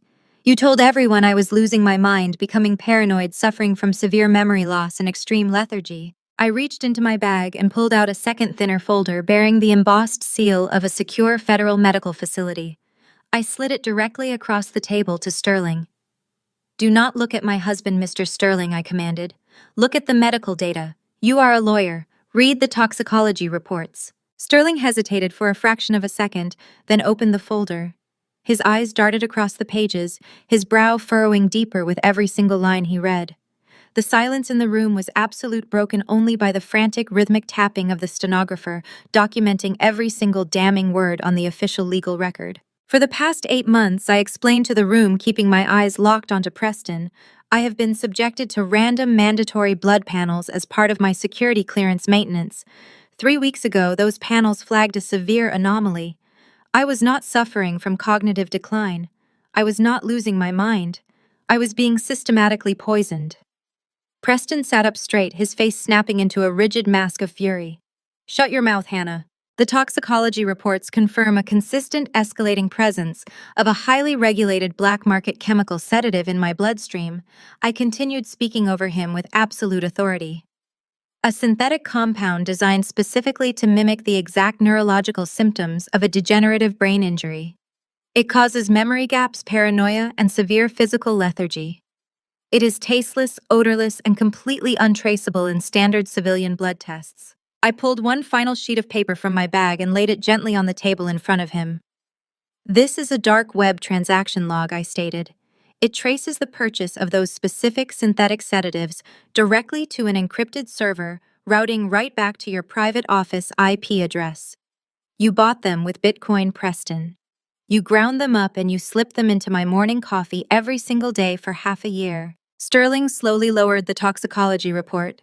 He looked at the banking records scattered in front of Trevon. He looked at the dark web transaction logs pointing directly to Preston. He was a ruthless divorce attorney accustomed to dealing with hidden assets, nasty custody battles, and ugly domestic disputes. But he was not a criminal defense attorney, and he realized with sudden, chilling clarity that he was currently sitting in a room representing a man actively committing multiple severe felonies. He realized that the stenographer was officially recording evidence of wire fraud and attempted murder. Sterling carefully took his expensive fountain pen, capped it, and set it down on the table. He closed his leather legal pad. He physically pushed his chair back, distancing himself from Preston by a crucial 6 inches. He did not say a single word, but his posture screamed that he was terminating his active participation in this suicide mission. He was legally protecting himself. Trevon looked like he was going to vomit right there on the conference table. Sterling looked like he was calculating how quickly he could leave the building without being indicted as an accessory to attempted murder. But Preston did not break. His absolute pathological narcissism refused to let him accept defeat. He looked at the irrefutable evidence of his own crimes, the toxicology reports that proved he had been slowly poisoning his wife, and he simply sneered. He leaned heavily over the table, bracing his hands on the polished wood, his eyes burning with a manic, unhinged light. He completely ignored the revelation of his attempted murder and played the only card he thought he had left. "You can fabricate all the medical reports you want," Preston whispered, his voice dripping with pure toxic arrogance. "It does not change the facts. I have the money from your hard drive, Hannah, and I have the recording." Preston threw his head back and laughed. The sound was harsh, echoing off the glass walls of the conference room. He picked up the toxicology report with the tips of his fingers and tossed it back across the table, watching it slide until it hit my messenger bag. "You actually expect anyone to believe this garbage?" Preston sneered, shaking his head. "You print out some fake medical charts with a stolen federal logo and think you can frame me for poisoning you. You are truly pathetic, Hannah. It is the desperate, flailing move of a woman who knows she has absolutely nothing left." Sterling remained completely rigid in his chair. As an attorney, his survival instincts were screaming at him to shut the deposition down immediately. He reached out and grabbed Preston by the forearm. "Preston, we need to stop this proceeding and step outside right now." Sterling hissed, his voice tight with panic. "Do not say another word on the record." Preston violently yanked his arm out of his lawyer's grasp. "Sit down and do your job, Sterling." Preston snapped, his face flushed with arrogant fury. "I am paying you $1,000 an hour to sit there and watch me win. I do not need your legal advice anymore. I do not even need her miserable little settlement." Trevon was still staring blankly at the financial ledgers exposing his theft from his mother, completely paralyzed by the destruction of his own life. But Preston was too consumed by his own inflated ego to notice that his best friend had just flatlined. Preston stood up, buttoned his tailored suit jacket, and leaned over the table, looking down at me with absolute contempt. "You spent years treating me like I was stupid," Preston said, his voice ringing clearly through the silent room. "You thought your little home office was a fortress. You thought your amateur security protocols were impenetrable. You actually believed you could hide a massive cryptocurrency fortune from me right under my own roof. I kept my head slightly bowed, my hands resting in my lap. I let him talk. I let the stenographer's fingers fly across her machine, permanently immortalizing every single syllable. It took a crowbar and 10 minutes of manual labor to rip that biometric scanner out of the wall. Preston boasted, his chest puffed out. You cybersecurity experts are all the same. You build these elaborate digital walls, but forget that the physical hardware is sitting right there in the open. The second I pried that safe open and saw that heavy matte black drive, I knew exactly what you had been hiding. I looked up at him, my expression perfectly neutral. You know nothing about digital assets, I said quietly, offering him just enough resistance to keep his ego inflamed. I know how to sell them. Preston shot back, a triumphant grin spreading across his face. You left your backup laptop unlocked 3 weeks ago. I saw the encrypted partition you were building. I knew you were moving cash offline. So yesterday morning, while you were busy trying to figure out which end was up, I logged onto a dark web exchange. It is not some mythical underworld, Hannah. It is just a marketplace. And I am the best closer in the real estate business. Selling a locked digital asset to a foreign buyer was child's play. Sterling buried his face in his hands. He was legally trapped in a room watching his own client enthusiastically confess to fencing stolen property on the dark web. I found an angel investor within 45 minutes. Preston continued, thoroughly enjoying the sound of his own voice. A private buyer based out of the Middle East. He did not even care that the drive was locked. He laughed when I told him about your encryption. He said his technicians had brute force rigs that could crack an amateur setup like yours before dinner. He sent a local courier to pick up the physical hardware.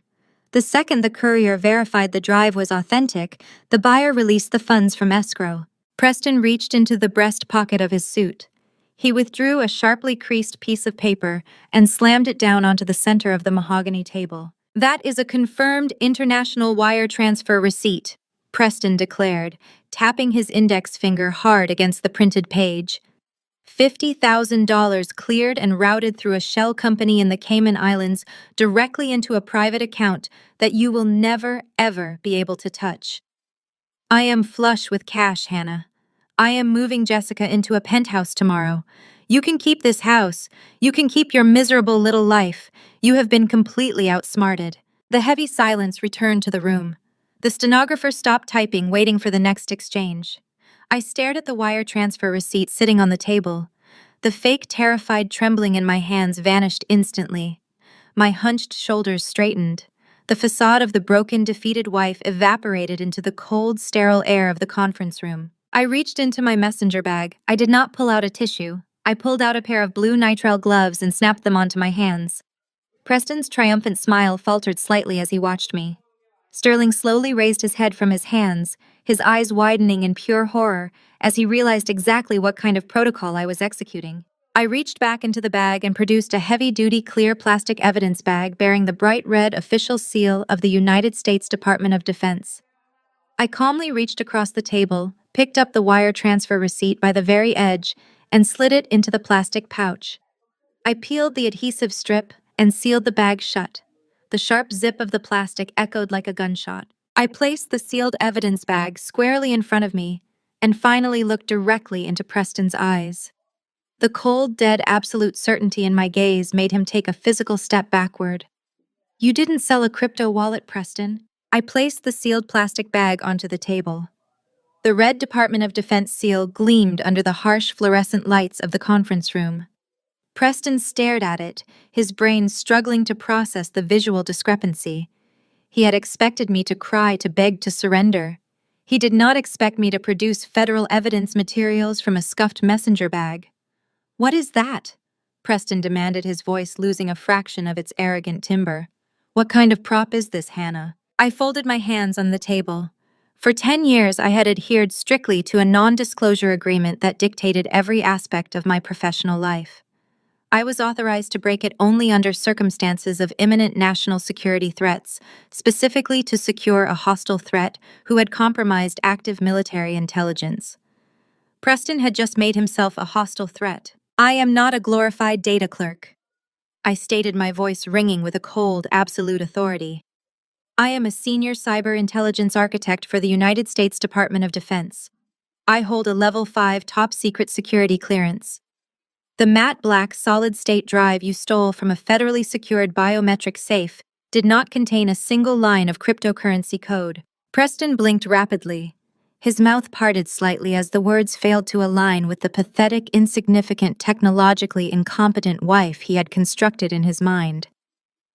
That drive, I continued emphasizing every syllable to ensure the stenographer in the corner captured it flawlessly. On the official legal record contained the offline encrypted backup of the primary firewall architecture for Andrews Air Force Base.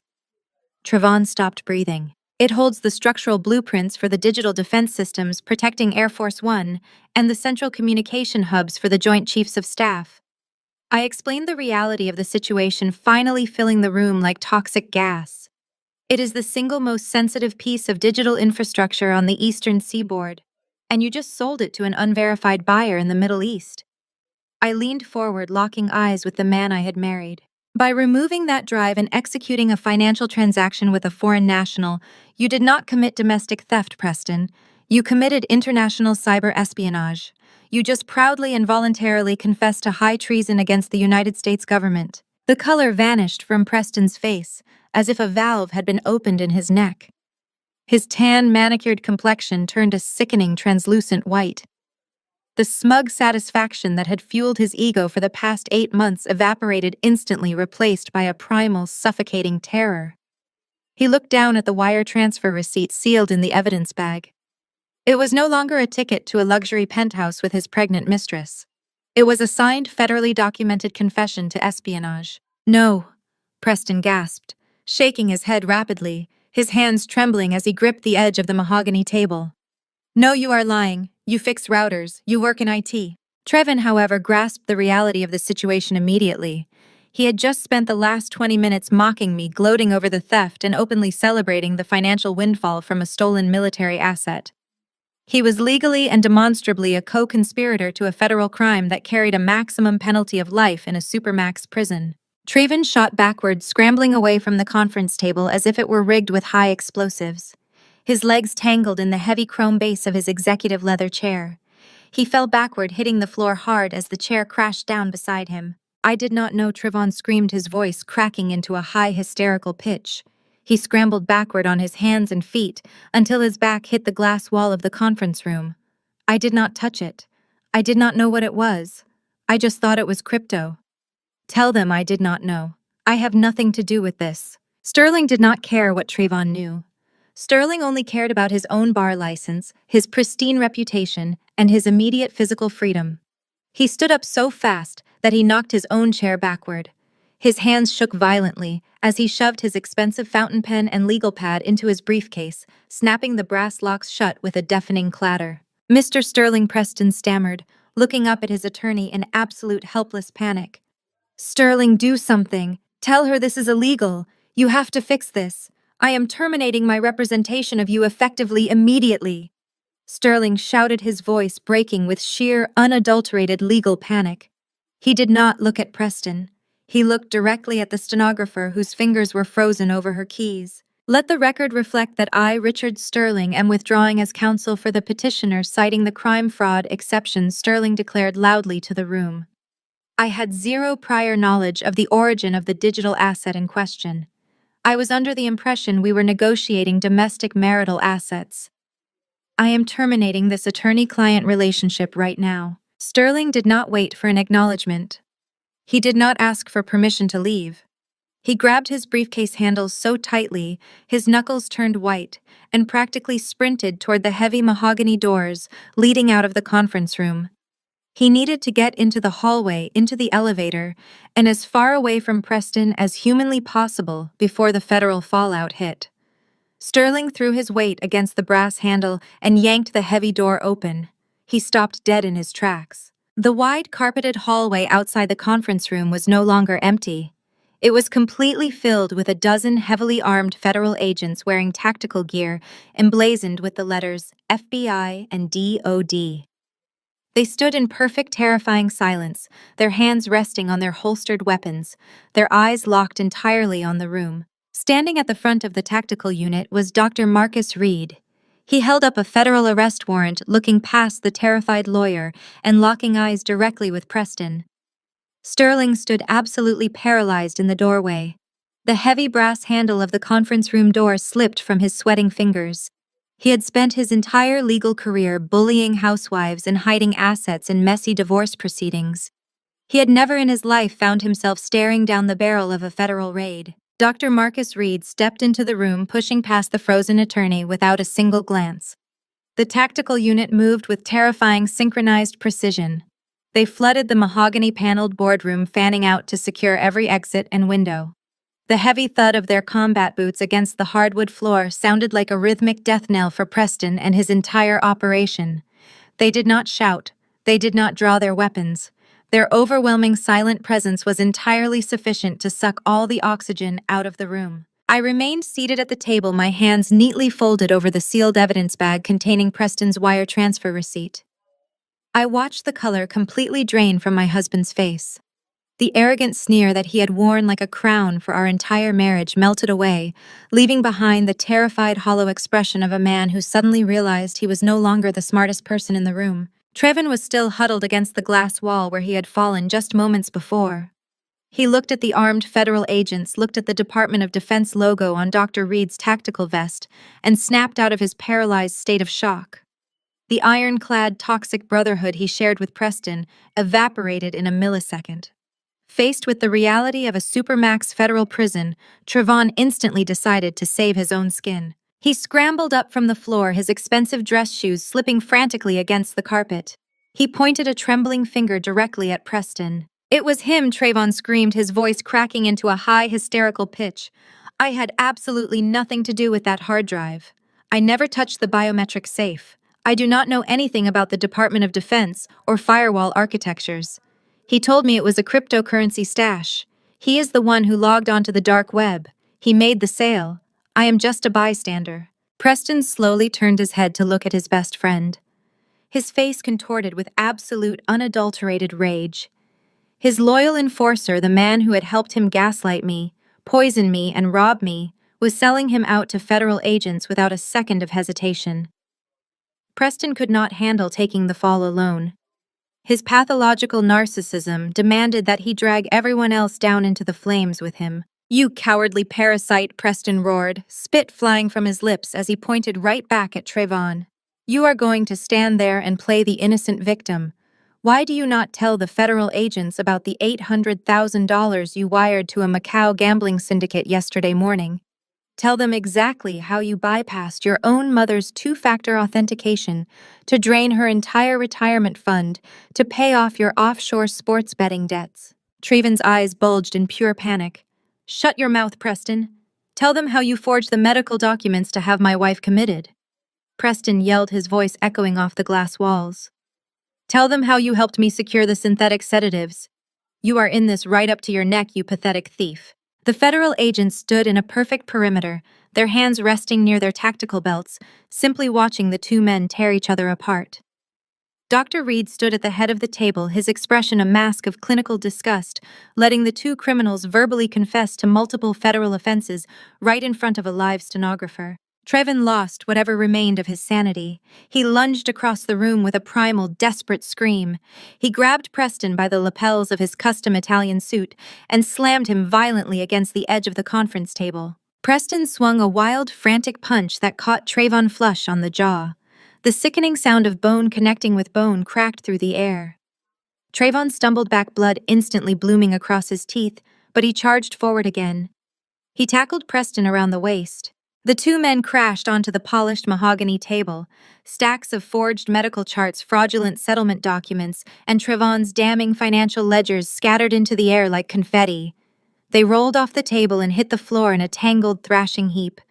It was a pathetic, visceral display.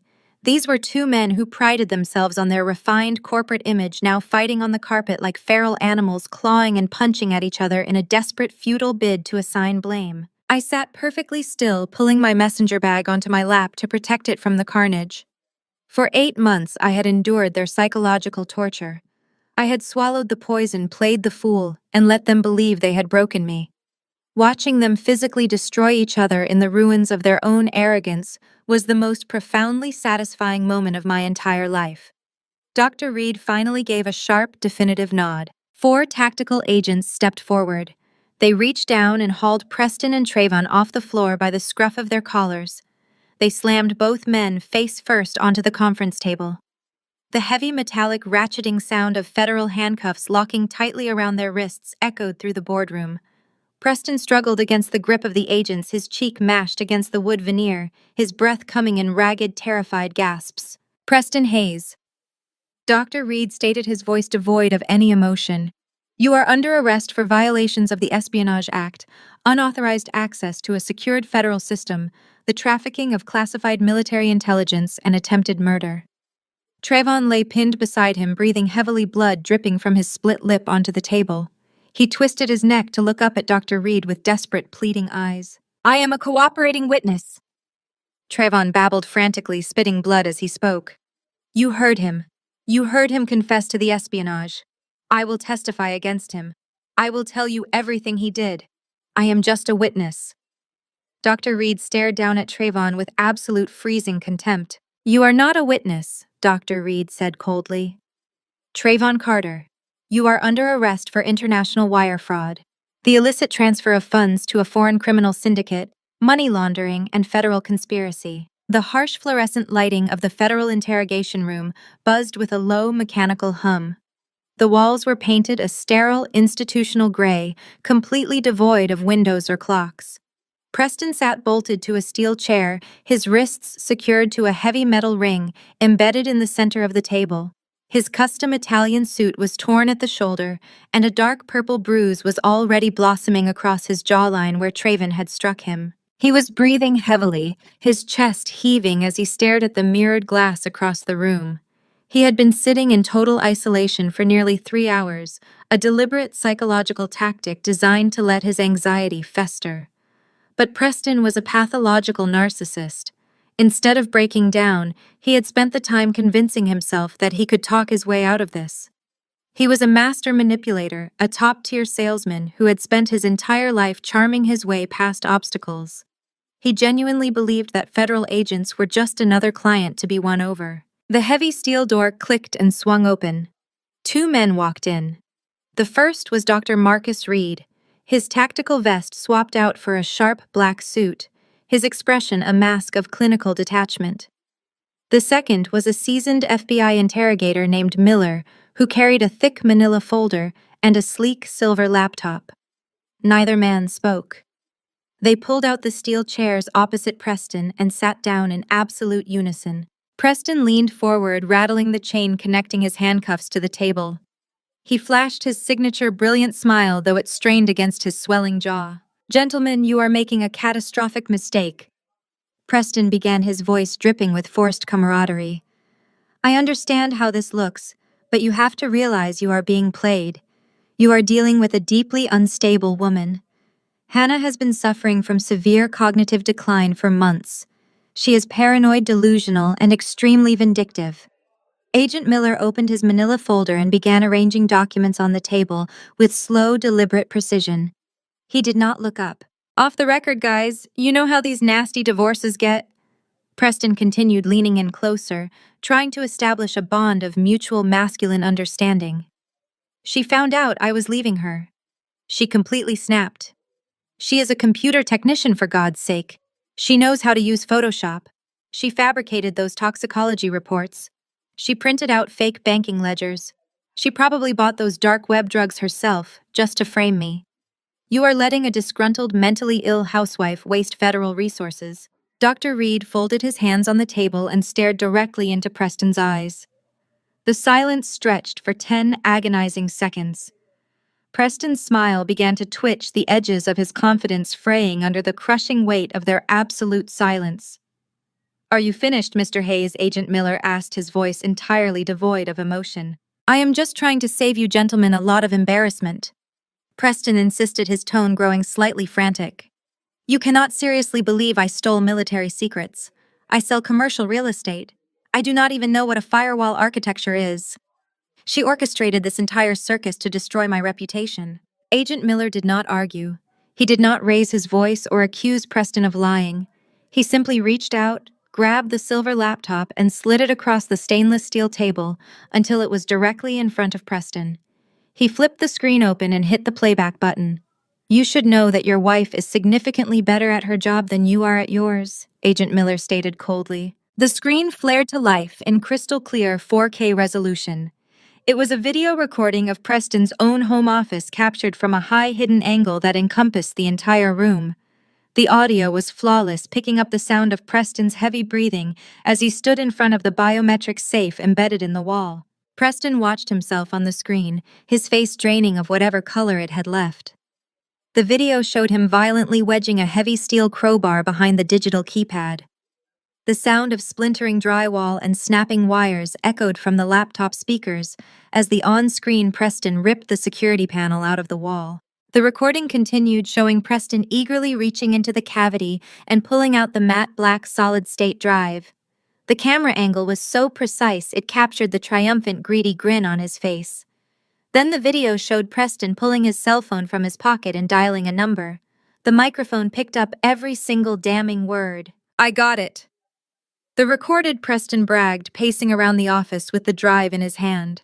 "The stupid biometrics were just wired into the drywall. I ripped the whole unit out. Tell the buyer we are ready to move. I do not care that it is encrypted. He can crack it on his own time. Just get me the 50 grand in untraceable crypto by noon. I am cashing out her little stash and leaving her with nothing." Agent Miller reached out and paused the video. The frozen frame displayed Preston holding the stolen Department of Defense drive, his face twisted in a smug, victorious laugh. "Your wife did not just build a secure physical environment," Dr. Reed explained, his voice cutting through the silent room like a scalpel. "She built a honey trap. She anticipated that you would attempt to access her secure hardware to steal her personal assets. She installed a micro-optic surveillance lens directly above the safe, hardwired to a secure cloud server, that instantly transmitted the footage to a Department of Defense monitoring station. You literally broadcasted your own federal crime directly to the United States military." Preston stared at the frozen image of his own face. The reality of his situation finally crushed through his pathological denial. He was not talking his way out of this. There was no spin, no charm, no manipulation that could erase 4K video evidence of him stealing government property and brokering its sale. "It is a deep fake," Preston stammered, his voice dropping to a desperate, pathetic whisper. He shook his head wildly, rattling his chains against the table. "She used AI. You cannot admit that into evidence. It is fabricated." Agent Miller calmly closed the laptop. He pushed it aside and folded his hands over the manila folder. "We also verified the IP address of the dark web server you used to purchase the synthetic sedatives," Agent Miller said, completely ignoring Preston's frantic denial. "We tracked the Bitcoin transaction directly back to a digital wallet registered in your name. We have the toxicology reports confirming the exact chemical compound in your wife's bloodstream.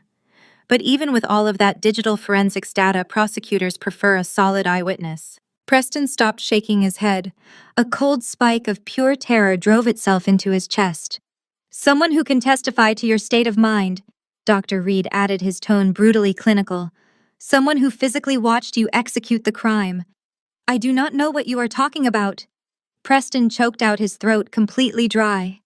Agent Miller leaned forward, bringing his face mere inches from Preston's. "Your pregnant girlfriend Jessica is currently sitting in interrogation room B right next door," Agent Miller stated softly.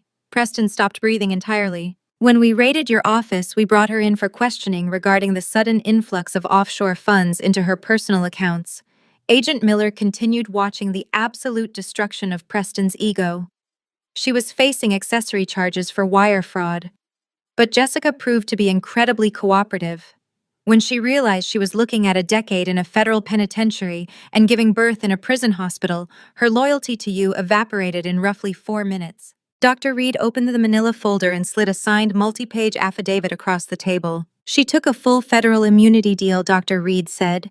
"She gave us a sworn recorded confession. She detailed exactly how you ordered the chemicals online. She testified that she watched you grind the sedatives into a fine powder every Sunday night. She confirmed that you explicitly told her you were dosing Hannah's morning coffee to simulate cognitive decline so you could seize her assets in the divorce. She gave us everything, Preston. She traded your life for her freedom.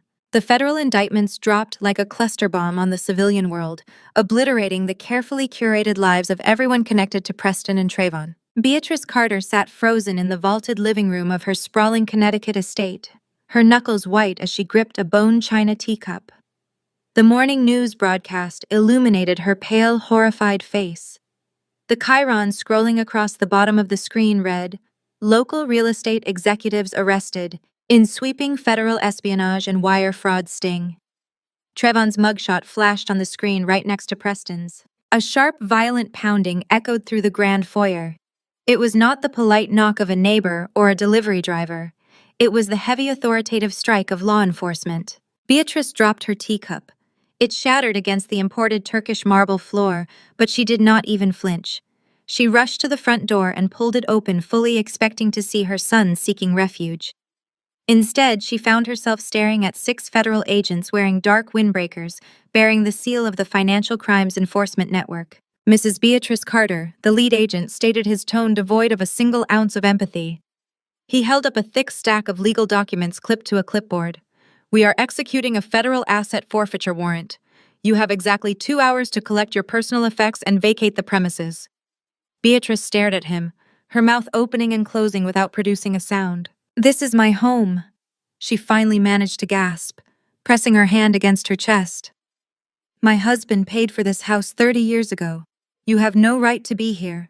You have made a catastrophic mistake. Your son, Trayvon Carter, utilized the equity line of credit on this property to launder illicit funds transferred from a foreign gambling syndicate," the agent explained, stepping past her into the foyer without waiting for an invitation. "Furthermore, the $800,000 he stole from your retirement account was routed through a shell corporation that holds the deed to this estate. This house, the vehicles in the driveway, and all frozen capital attached to your name are now property of the United States government under the RICO Act." Beatrice scrambled for her phone, her manicured fingers trembling violently as she opened her banking application. The screen loaded, displaying a blinding red error message. "Account frozen, federal hold." Her savings, her checking, her entire financial safety net had been completely vaporized. She had zero liquid capital. The heavy mahogany front door flew open again, slamming hard against the wall. Felicity stormed into the foyer, breathing heavily, her face streaked with ruined mascara. She carried a standard brown cardboard banker's box overflowing with office supplies, framed photos, and a custom-engraved nameplate. She dropped the heavy box onto the marble floor. It landed with a loud crash right next to Beatrice's shattered teacup. Felicity had spent the last 7 years cultivating an elite reputation as a senior director at a premier wealth management firm. She catered exclusively to high society clientele, operating in a world where appearance and reputation were absolute currency. That reputation had just been publicly executed. "You enabled him!" Felicity screamed at her mother, her voice cracking with raw, unhinged fury. "You let Trayvon handle your finances because you thought he was a financial genius. You laughed with him when he made fun of Hannah's government job. You sat at country club dinners and bragged about how smart your son was." Felicity pointed a trembling finger at the federal agents swarming their living room, carrying out laptops and tagging expensive artwork with evidence tape. "The FBI raided my office at 8 o'clock this morning." Felicity shrieked, tears of sheer humiliation streaming down her face. "Trayvon used my corporate credentials to establish the shell companies for his money laundering operation. They pulled me out of a closed-door meeting with our largest client. They marched me through the trading floor in handcuffs. I was interrogated for 3 hours and fired on the spot.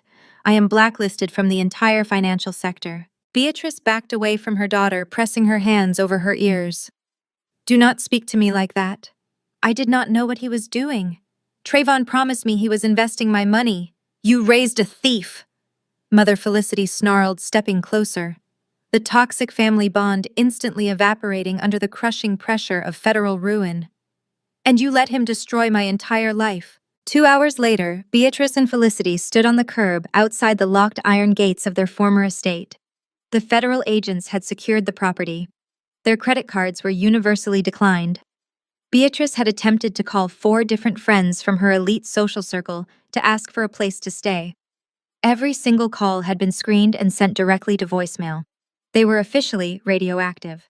With absolutely nowhere else to turn, they hailed a passing taxi, using the last $60 in Felicity's wallet.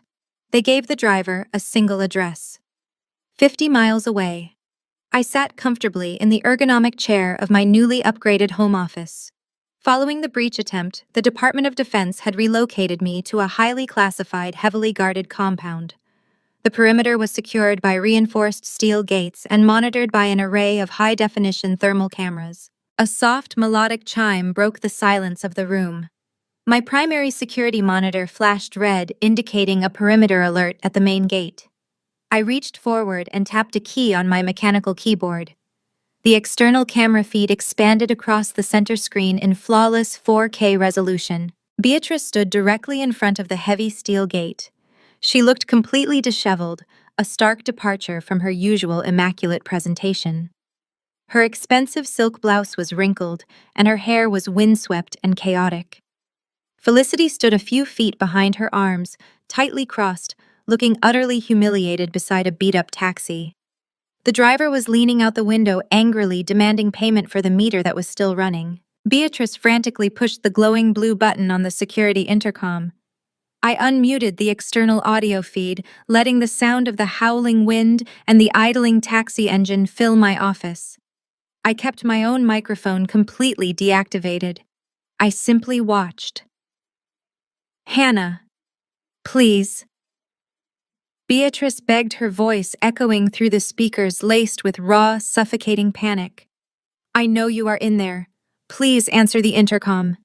She pressed the button again, her hand shaking. "The bank took everything," Hannah, Beatrice cried out, tears finally breaking free and streaming down her face. "Traven stole my pension. The federal agents locked us out of the house. Felicity lost her job. My friends will not even look at me. We have absolutely zero money and nowhere to go." I leaned back in my chair, folding my hands in my lap. I remembered every single snide comment Beatrice had ever made about my clothes, my salary, and my supposed lack of ambition. I remembered Felicity laughing loudly when Preston had publicly humiliated me at our anniversary dinner. I remembered the absolute contempt they had treated me with for 10 years. "We need a loan," Beatrice pleaded, her voice cracking as she leaned closer to the camera lens. "Just enough for a hotel. Just enough to get us through the week.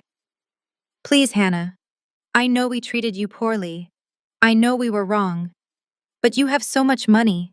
You have those federal resources. You cannot let us go to a downtown homeless shelter tonight." Beatrice's knees gave out. She dropped down onto the wet asphalt, staining her designer skirt. She clasped her hands together in a desperate, pathetic gesture of prayer, sobbing hysterically directly into the security camera. I did not smile. I did not gloat. I did not owe them a single syllable of explanation or closure. The profound, heavy silence was the absolute ultimate display of power. I reached forward and firmly pressed the heavy red button marked "Deny Entry." The intercom feed immediately went dead. The massive steel gates locked with a loud mechanical clank that echoed clearly across the camera's audio feed. I closed the security window on my monitor, turned back to my encrypted workstation, and went back to work. 3 months passed with the absolute grinding certainty of the federal justice system. The United States District Court for the Southern District of New York possessed a completely different kind of silence than family court. It was a cavernous, imposing silence built on heavy mahogany polished marble and the looming, inescapable weight of the federal government. I sat in the second row of the gallery. The air conditioning in the massive room was freezing, but I felt perfectly warm. The heavy wooden side doors opened. United States Marshals escorted Preston and Trevon into the courtroom. They were no longer the arrogant, untouchable corporate executives who had spent the last decade terrorizing and manipulating everyone around them. The transformation was absolute. They wore matching tan federal inmate uniforms. Their ankles were shackled, the heavy steel chains dragging across the carpet with a dull, rhythmic scrape. They were seated at separate defense tables. They did not look at each other. The toxic, impenetrable brotherhood that had fueled their criminal enterprise had disintegrated into pure mutual hatred during their 90 days in the Metropolitan Correctional Center. They had spent months trying to sell each other out to the prosecution, completely unaware that the government already possessed everything they needed. Judge Harrison, a man with a reputation for merciless sentencings in cybercrime and national security cases, took his seat at the elevated bench. He did not waste time with pleasantries or prolonged legal maneuvering. He called Trayvon Carter to stand first. Trevin rose to his feet. His shoulders were slumped, his previous bravado completely beaten out of him. The federal prosecutor briefly summarized the plea agreement.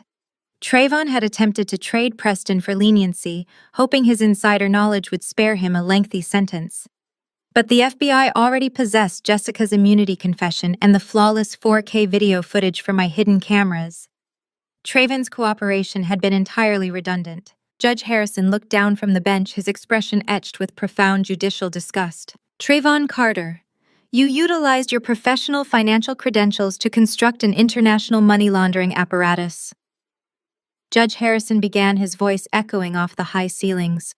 You stole directly from your own mother, wiping out her retirement to feed your gambling debts.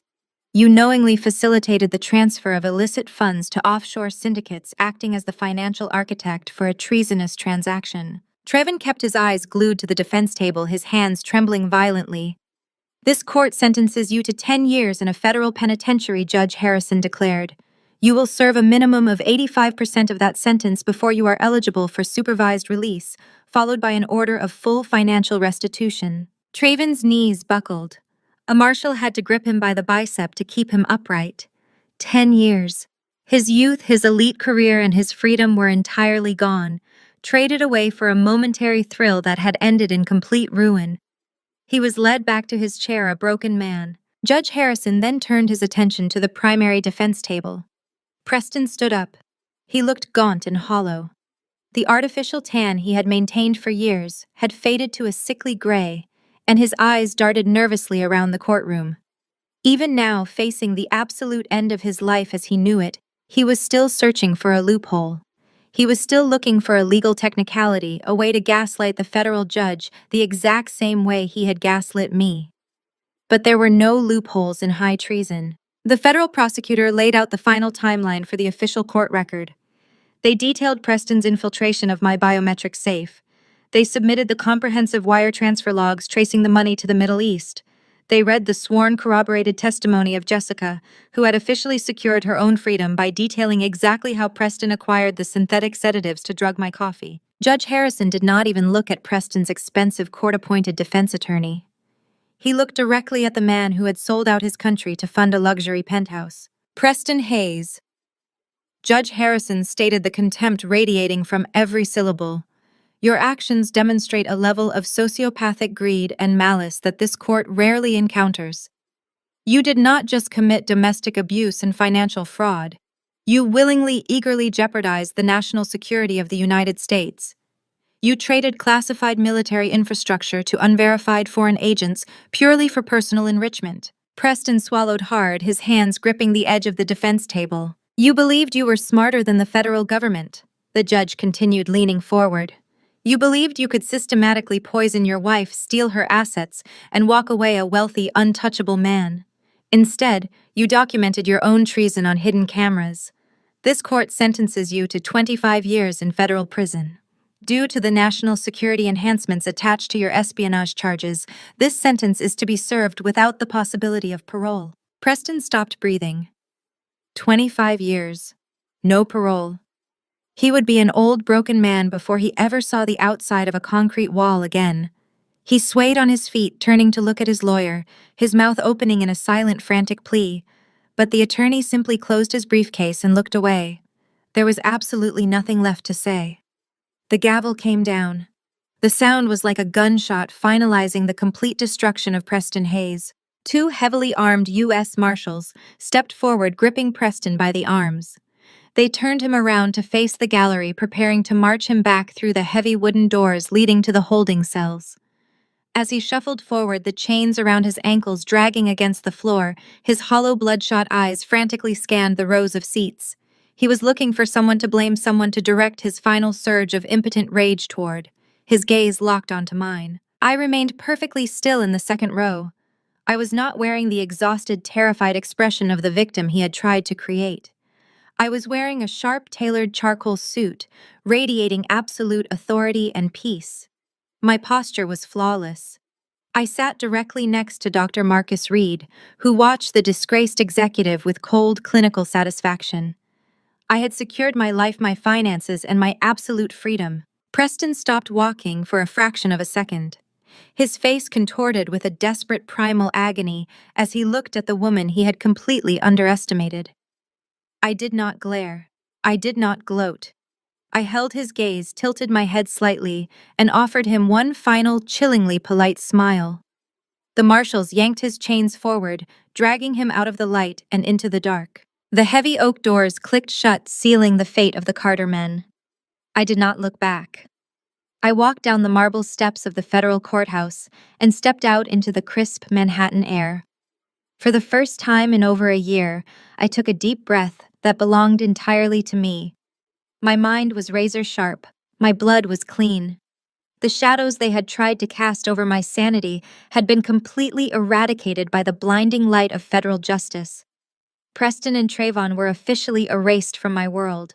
8 months later, the morning sun illuminated the floor-to-ceiling windows of my private office. I sat behind a massive glass desk looking out over the sprawling $2 million Hudson Valley estate I had purchased with Preston's illicit offshore funds. The property was heavily fortified. State-of-the-art security protocols monitored every inch of the perimeter, ensuring absolute privacy and safety.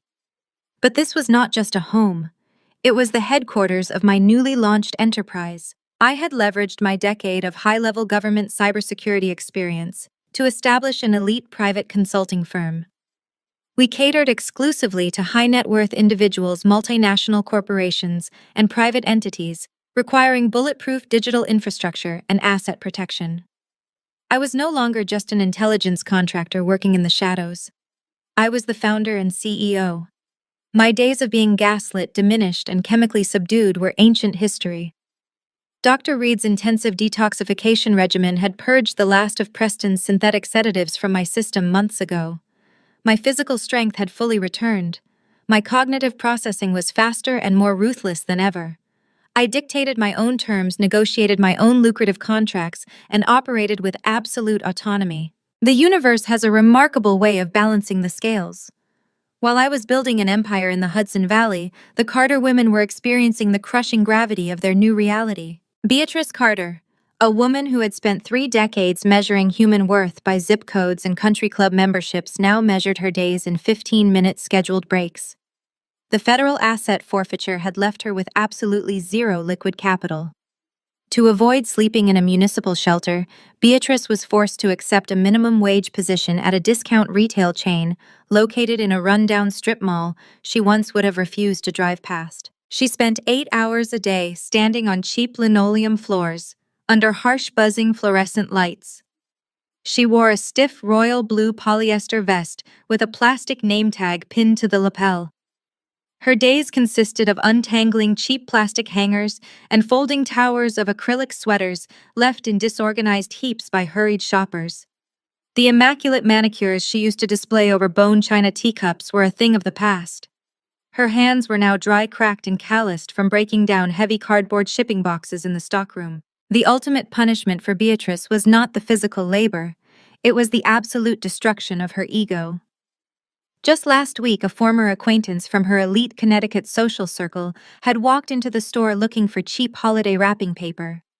Beatrice had recognized the woman instantly and panicked, diving behind a rack of discounted winter coats to avoid detection.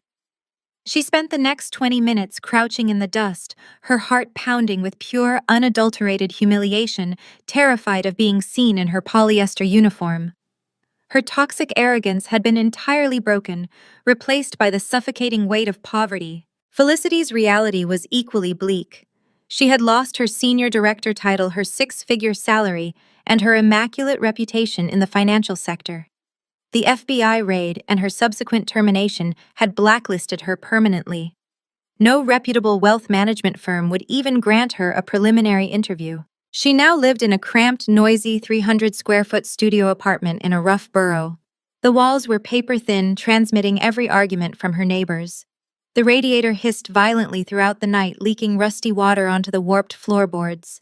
The pristine corporate wardrobe she used to strut through trading floors now hung uselessly in a tiny moldy closet. To make her monthly rent, Felicity worked a grueling, unglamorous data entry job for a commercial sanitation company. There were no more power lunches at five-star steakhouses. There were no more luxury client dinners paid for on a corporate card. She spent her evenings sitting on a cheap mattress eating instant noodles and staring blankly at a small television. She was completely anonymous. The elite corporate status she had used to belittle me had evaporated, leaving behind a bitter, exhausted woman who finally understood what it felt like to be entirely powerless. The toxic bond that had once united the Carter family had dissolved into mutual resentment. They had absolutely nothing left, and they had only themselves to blame. Back in the Hudson Valley, I stood up from my glass desk and walked over to the massive window, looking out over the pristine acreage of my estate. I held a mug of steaming black coffee. I had ground the beans myself. I had brewed it myself. I knew exactly what was in it. I took a slow, appreciative sip. The taste was sharp, bitter, and perfect. They called me crazy. They thought they could break me down and sell me for parts. But they forgot one thing. You never hand a match to a woman who knows how to build a bomb. Have you ever had to legally destroy someone who tried to ruin your life? Drop your story in the comments. And remember, the sweetest revenge isn't screaming. It is a signed verdict. The most profound lesson from this story is that true power does not roar, it calculates. While the Carter family wasted their energy on toxic arrogance and superficial status, Hannah quietly built an impenetrable fortress of preparation. She teaches us that when faced with profound betrayal, the most devastating response is never stooping to the abuser's level of chaos. Instead, it is rising above through strategic, unapologetic independence. By transforming the exact tools meant to destroy her into the foundation of her new empire, she proves that living well is the absolute ultimate justice. Share your own story of turning a major family or personal setback into your greatest comeback in the comments below.